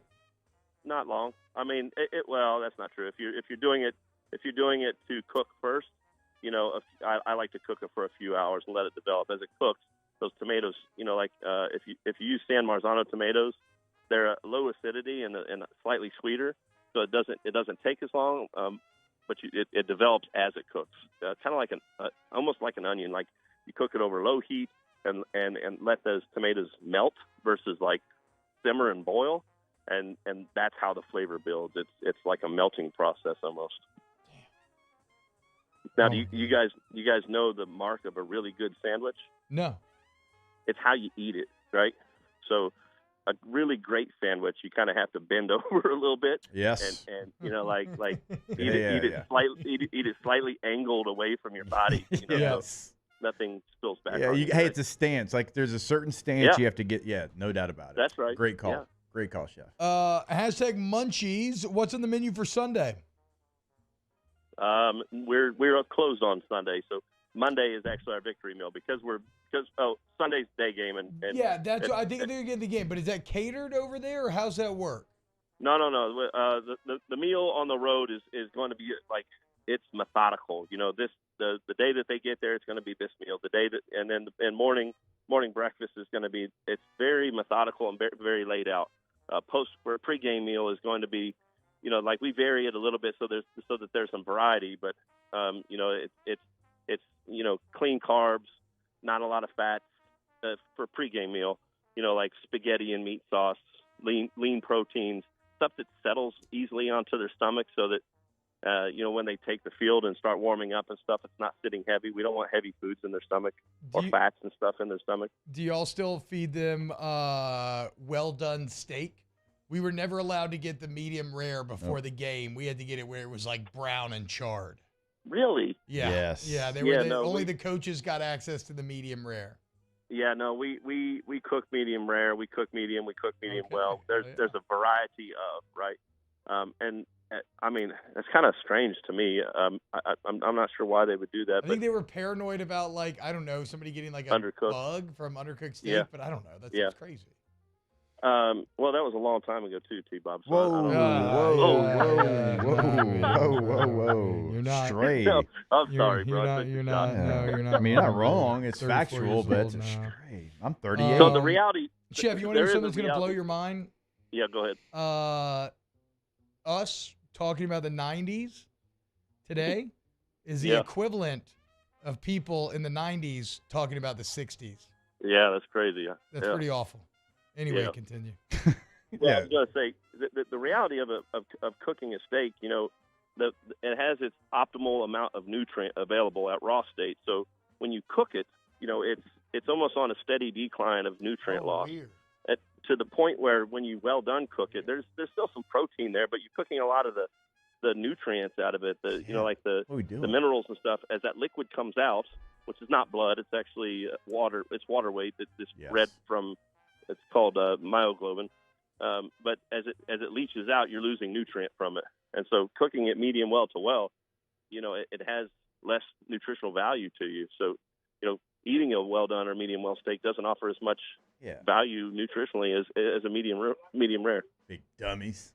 Jake's a super rare guy, so he's getting the most nutrition. You're saying out of everybody. There is, yeah. Well, if you're chewing it properly, you know, like you gotta macerate well. Oh wow! Do you masticate well? I've been known to eat like Marine style, so I don't really know. I probably masticate better, longer, and more than anybody I know, Chef. Hashtag Munchies is cutting a rib roast to roll out flat and seasoning and re-rolling a waste. You know, some people love it. A rib roast, like I love the spinalis. The spinalis on a rib is like that fatty part on the outside. I almost see more value in pulling the spinalis off and grilling that separately, and then using what they call the cowgirl on the inside to grill a leaner steak, and it serves two purposes. You know, when you roast a rib, it's got the spinalis on the top, and that fat melts down through. And so if you're you know, cutting it out or open and then rolling it back up, if that spinalis isn't on top, you know it's going to melt the wrong direction. I guess it depends on what you're stuffing it with. You know, if you put some bacon and pork fat in there, man, you know, like it's going to be okay. But I don't know. Of course I think that it definitely will be. I think it depends on what you're putting into it too.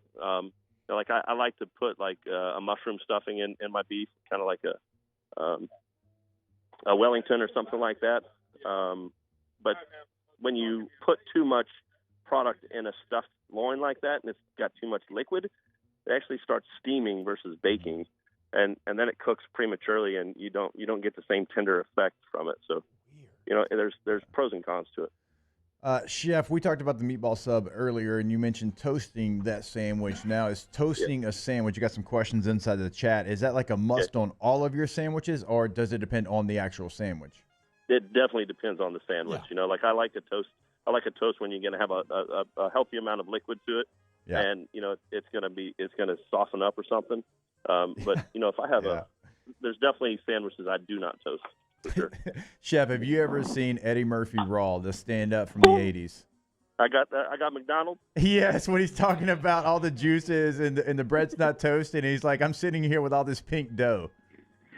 Yeah, it's one of my favorite parts of that deal, right? Like, Mama's got my burger, and it's got onions and peppers hanging out of it, and the kids are all like, we got McDonald's. Yes, and McDonald's ain't got onions.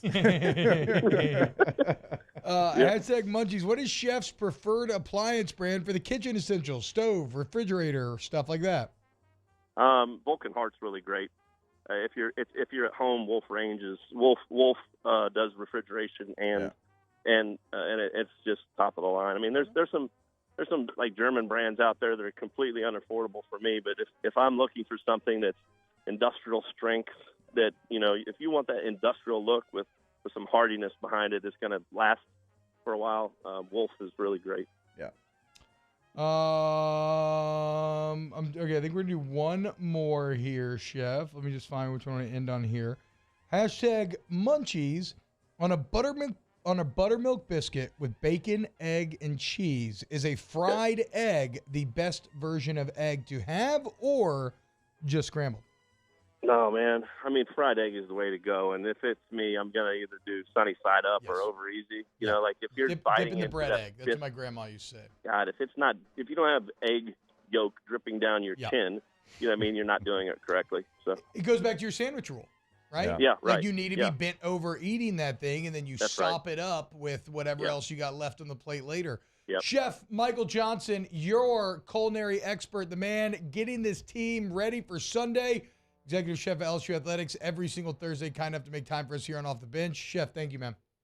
Take care, guys. Heck yeah, man. Enjoy this weekend. I know a lot of hard work went into getting to this point. Just like a lot of hard work goes into serving you at Rejuvenate Medical every single day. Me and the wife are thinking about looking into B vitamin shots, Jake. You get them weekly, get a little extra energy, a little extra pep in your step. It's just one of the many areas of treatment that they offer at Rejuvenate. Like, so it's almost easier sometimes to talk about what they treat, which we always tell you about, right? Menopause, andropause, facial aging, energy, mood, insomnia. And then you go and meet with them. You have your free consultation. You get your labs drawn. And then you get, the different processes that can be utilized to accomplish your goals. And look, this is fun. It's about maximizing who you can be, okay? Do not go quietly into that good night. Fight with the Rejuvenate Medical, rejuvenatemedical.com. Is it from just Independence Day, or is there? I don't know, but I was sitting there and thinking maybe I need to go check out Rejuvenate Medical for mood and memory problems, because you saw the wheels turning there. Nothing was coming out, but you can go get a consultation at rejuvenatemedical.com if you have that issue like I do. Fawn says, Munchies, if you have Chef ever cooked an egg in the microwave, get the hell out of here, dude. Man, you know he never cooked no egg in the microwave. You can't cook eggs. You know what else I hate? And I know I got a lot of friends and family that do this. Stop microwaving bacon, guys. Yeah. Whoa. What do we do? Are we still in the year of our Lord 2023? Are we still doing that? I have adults that do this. You too. Do y'all do that? I have adults that do. Mario. Sometimes. I don't think I've ever microwave bacon. No. Thank you. It's cold. What? Fry it. Cook it. Fry it. Or you know what's real easy? Bake it. Yeah, bake it. You get it super consistent every time. A lot of effort. Bake it in the oven. Oh, see, exactly. Oh, wow. Thus does the downfall of society rear its ugly head once again. I mean, just convenience of fast food. How in the world are we going to defeat the robots if we're microwaving our bacon? I hate when people, this might be hypocritical, but I hate when people microwave like frozen foods, like chicken nuggets, pizza rolls. Like, it's always worth putting in the oven. That is shocking considering you just talked about microwaving bacon. Again, I would think like pizza rolls would be if better anything, to the frozen garbage pizza rolls, whatever. I mean, yes, better out the oven, but like you could just microwave kind of whatever. No. You're eating trash pizza rolls at the end of the day. You still want to put them in the oven. The only thing that goes in a microwave is popcorn. Popcorn. I reheat my pizza in the I was going to say, if you want to reheat food, you can do it on the stove, you can do it in the oven. Food in the microwave I just don't want the food originally cooked in the microwave. I you want to agree with reheat, go for it. That's fine. Not originally cooked. And also, microwave pizza's awful, but there's an awfulness, a rubbery texture that I actually really love. Oh, I love it. I'm with you. Had I've never met anybody else like that. yesterday. Hell yeah, dude. You put a little water in a pan, you steam it, and that's how you get Because that's the best way. What I'm Yeah. saying is, I know my way is trash, but it leads to this unique texture that I don't even know why I like it so much. Yeah, I just because do. like I've always done it to where like I actually like almost prefer it that way now. Yeah, I see what you're saying. When we get back, more to it. OTB, OT.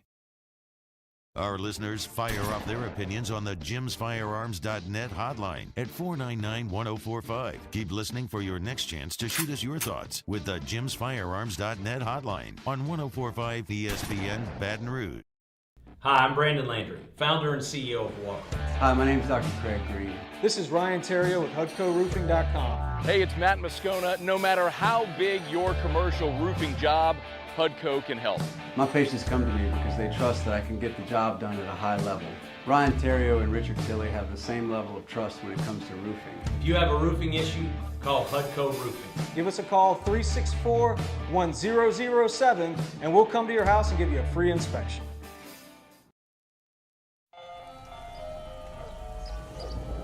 Hey there, little buddy.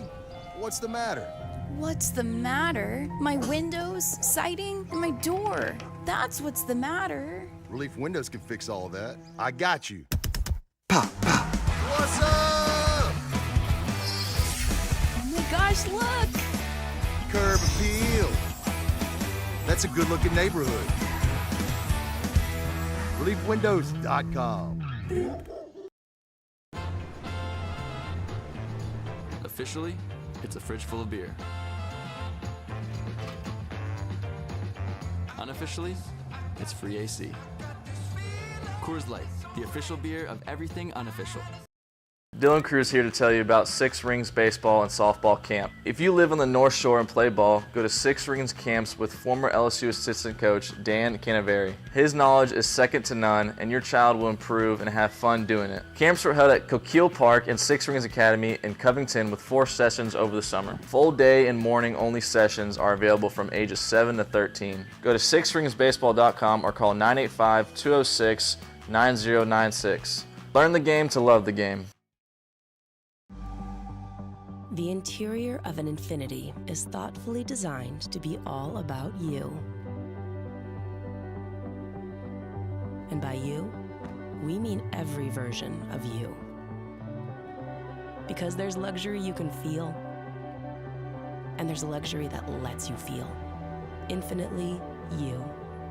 Experience luxury like never before with Infiniti Premium Care, included with the 2023 QX80 at your local retailer. Scooncha, fall in the air. Fall is right around the corner, which means fall fishing is, which means it's time for you to take your boat to the next level with front-to-back boat service in a bunch of different ways. You want a custom stair job, you can have a ton of fun out there on the water. They can do that. What about a spot lock trolling motor? So you stay right where you need to in casting lines. Or sonar that's let you see the fish under the water before you cast. All of your maintenance needs as well. For 38 years, they've been at it and will continue to do so. The Sherman family of front-to-back boat service. When is a taco more than just a taco? When it's Government Taco. Voted best tacos 3 years in a row by 225 Magazine, Government Taco puts the most delicious spin on tacos the capital area has ever seen. With creative combinations like the Magna Carrot, the Filibuster, or the Steak of the Union. Plus perfect tortilla chips paired with the best salsa and queso you've ever had. And happy hour every day from 3 to 6 p.m. and all day on Thursday. Government Taco, 5621 Government Street. Gulf Coast Bank and Trust is giving our customers the power to bank anywhere, anytime during this challenging event. And we're right there with you. Our mobile banking app is a smart way to manage your money and time. Gulf Coast Bank and Trust, the bank that cares about you. The world's leaders in obesity research, obesity medicine, and obesity science are right here. We're doing something that no one's ever done or trying to answer a question that no one's ever asked before. Pennington is a real jewel when it comes to research. We are finding the solutions to Moscona inviting you to join us for Thursday's AFR, presented by the Aesthetic Medicine and Anti-Aging Clinics of Louisiana. We'll head to Tallahassee to get a closer look at the Noles, and Mike Triplett joins us from New Orleans Football. It's AFR 3 to 6, 104.5 ESPN Baton Rouge.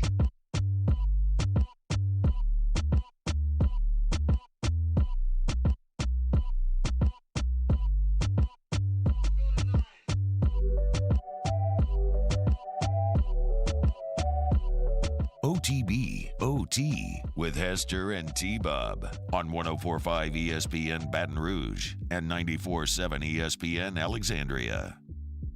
What's going on, y'all? Welcome back. OTB. And right now, it is my distinct pleasure to give a little practice to the boys back here.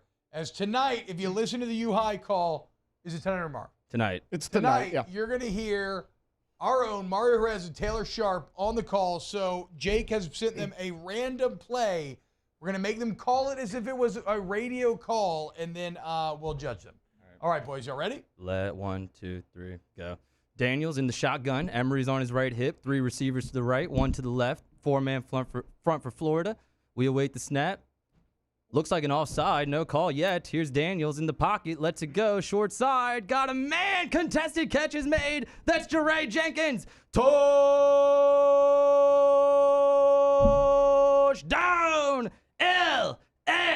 LSU. Daniels finds Jayden Jenkins.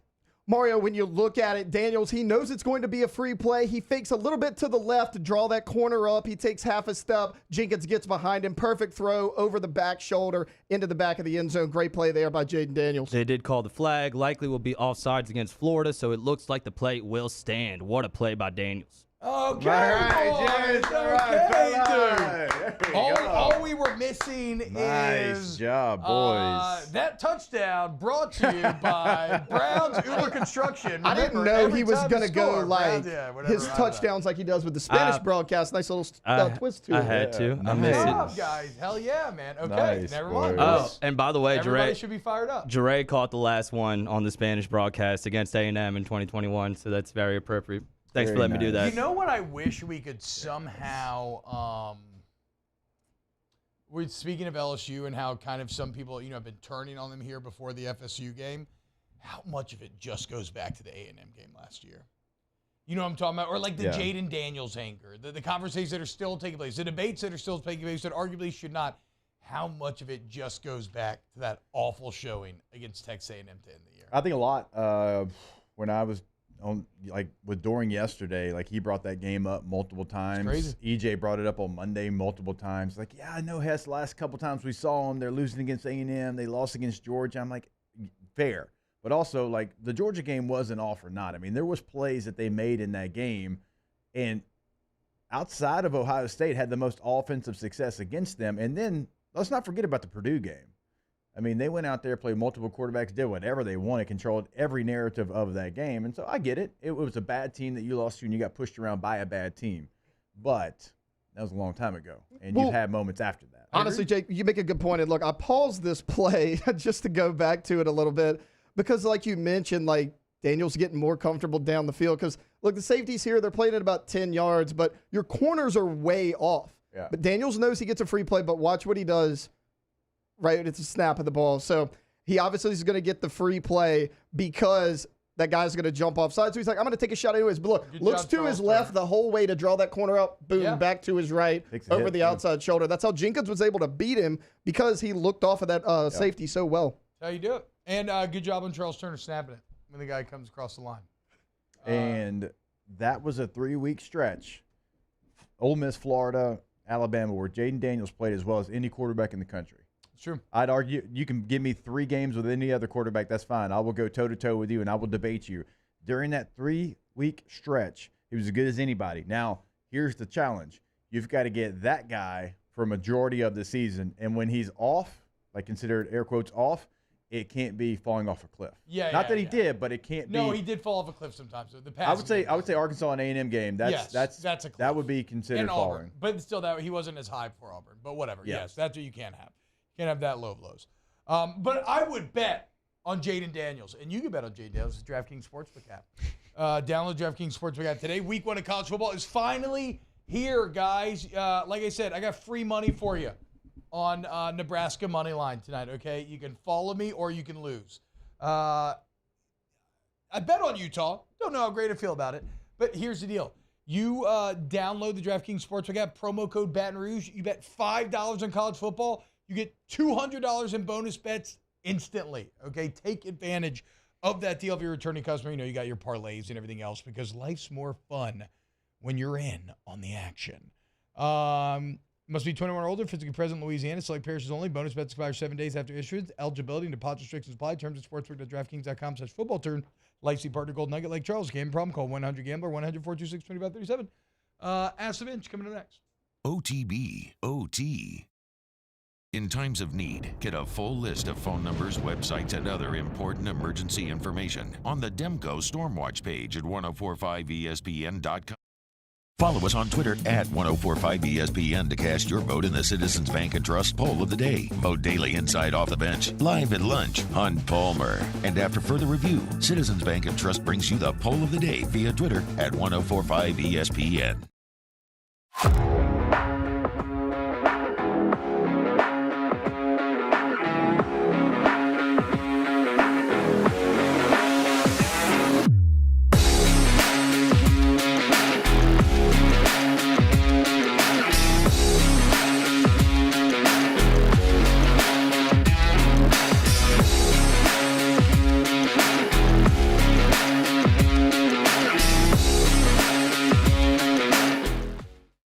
Gulf Coast Office Products is a nationally recognized Savin office equipment dealer based right here in Louisiana. Over 100 employees strong, Gulf Coast has the boots on the ground to support all vertical markets, from education, engineering, legal, and finance. With the latest in office technology, from desktop to production segment units, Gulf Coast and Savin have the perfect fit for you. Call 225-756-2644. That's 756-2644 for Gulf Coast Office Products. I've been doing business with Luba for 25 years. They're dependable, trustworthy. It's just the attention to detail with our clients. Our folks have years and years of experience. They're highly trained professionals. But many companies have that asset. What I'd like to think makes Luba a bit different is that we use those talents in a way that truly is dedicated to serving the needs of the folks who depend on us.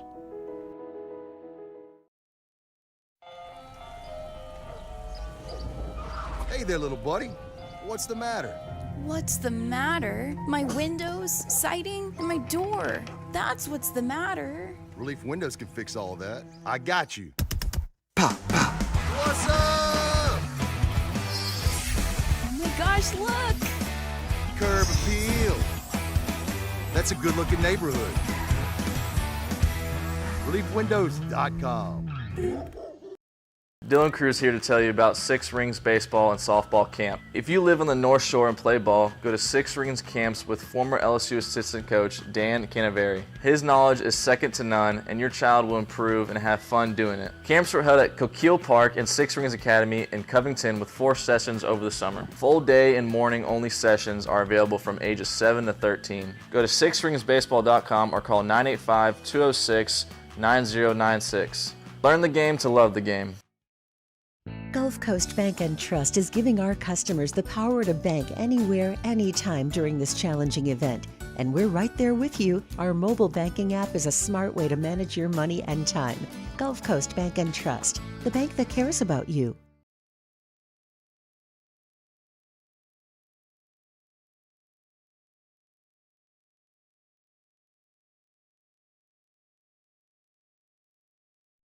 Make your picks for this year's 104.5 ESPN Twin Peaks College Football Pick'em at 1045ESPN.com. Weekly winners receive a Twin Peaks gift card, and the first place season-long winner will receive a 75-inch 4K TV and soundbar. It's the 2023 1045 ESPN Twin Peaks College Football Pick'em. Get your picks in now at 1045ESPN.com. Bayou Ford and Bayou Chrysler Dodge Jeep Ram. 5 brands on one lot. Shop BayouAutomotive.com. College football talk all year long on the Chuck Oliver Show. Weeknights at 6 on 104.5 ESPN Baton Rouge.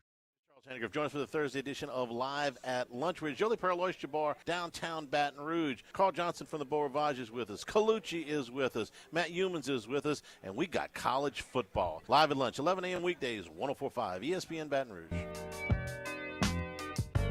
OTB, OT, with Hester and T-Bob on 104.5 ESPN Baton Rouge and 94.7 ESPN Alexandria. Ask the Bench, brought to you by Cold Curse Light. Visit your hotels or Blue Moon, Light Sky, Citrus, Wheat. Hell yeah. It seems like the people loved it. Nice job, guys. Ooh, tomorrow we should do one, Jake. Hell yeah. Flip it back. We should do it, and I think we should do it in the most high school hairy, good old, I'm going to go all out. like Coffee Town kind of vibe. Ask the Bench, have you ever made an amazing catch but no one was around to see it? Yeah. Just the other day, walking out the house, I left the door. My garbage can was by the curb. I threw a poop diaper into it all the way from my door, and no one saw it. Did you look around to see if anybody saw it? Yeah, I bet you did. I was like, hello? Did you hold it up, though? Please? Yeah, of course. Hold the follow through.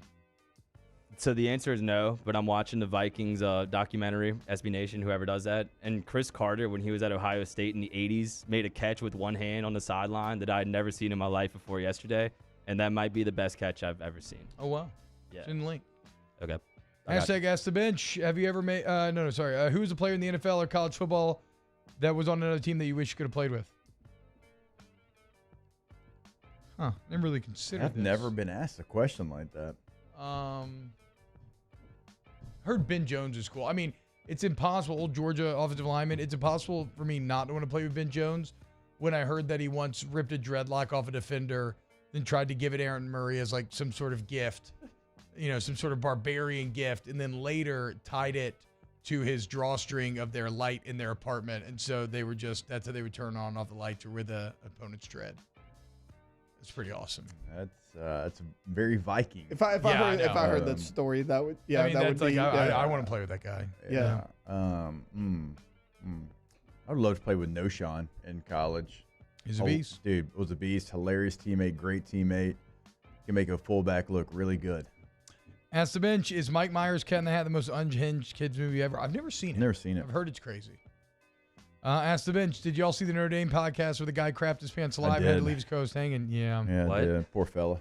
Yeah, it happens, dude. Not really, but, I guess sometimes it does. Ask the Bench, would you go to a movie theater to watch college football games? Again, I'll try anything once, and if it feels good, I'll try it twice. But I think I won't prefer it. But I don't know. I'll try it. Yeah, I'd love to try it. It feels like a New Year's 6 game might be a time to try. I know this. I wouldn't want to see an LSU game in the theater, I don't think. Ask the Bench, when Mario dismembers bodies, is that just him meal prepping? It's responsible. Sure. Avoid law enforcement. What is the most Have your lean embarrassing meats ready to go for the week? fast food item that you eat, that you like eating? The most embarrassing one. Mine's easy, but Mario, if you want to go first. Yeah. Oh, I don't know. I guess fries dipped in a Frosty because it's very fattening. I like that. I don't know. It is great. It's great. Salty sweet combo. Embarrassing. I mean, look, I think it's. I still order cinnamon twists at Taco Bell. Kind of kiddie. They are good, though. They're good. They are good. Yeah. Y'all are gonna hate this one. What? I like the fillet of fish. Oh, okay. There we go. I do. That's a shame. I haven't had one in years, but like you're not even Catholic. No, and every time I have one, like I kind of enjoy it. It's been a long time. Ooh, champ tacos at Jack in the Box. They slap. Yeah, they do. Yeah. You can get the cheaper than water. I don't care what's in it. I know. I'm just saying, like, are we concerned about food being cheaper than water? Shout out to mini taco box now. It's like 12 for like $6. Shout out to Johnny Jones. His teams didn't always win, but they hit 80 most of the time, and I got free tacos. There you go. I like this one, T. Water or milk for your powdered hot chocolate? Milk. Milk. Go the extra step. What are we talking about? Yeah. Like, what? Did Mario really eat that sad burger and fries you showed the picture of earlier? Yes, and enjoyed it. Was delicious. Yeah, he was hyped on it. It was not a joke. Y'all take it easy. OTB, OT. We love you. We'll see you tomorrow. Tomorrow's going to be unhinged. Go a Utes. celebration, a recap of Thursday night, a celebration of this weekend. Cannot wait, guys. Go to agtipbr.com, agtipbr.com.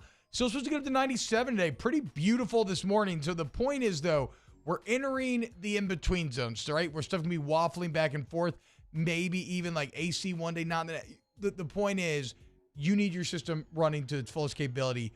Take advantage of the service to the highest degree that you're going to get from our friends over there at AccuTemp of Baton Rouge. I love AccuTemp Baton Rouge. When you work with them, you're going to see what I mean when I say service to the highest degree. AccuTempBR.com, AccuTempBR.com. Yeah, look, we're not crazy. We know we're not to the point where we're turning the heater on, okay? But you will get to that point. So have them come out and make sure that your system can handle that. Because in South Louisiana, AC, heat AC. You go back and forth here in a couple of weeks. And so just know that you don't want to shock the system. It needs to be working at its peak performance, and they're going to make sure that AccuTempBR.com.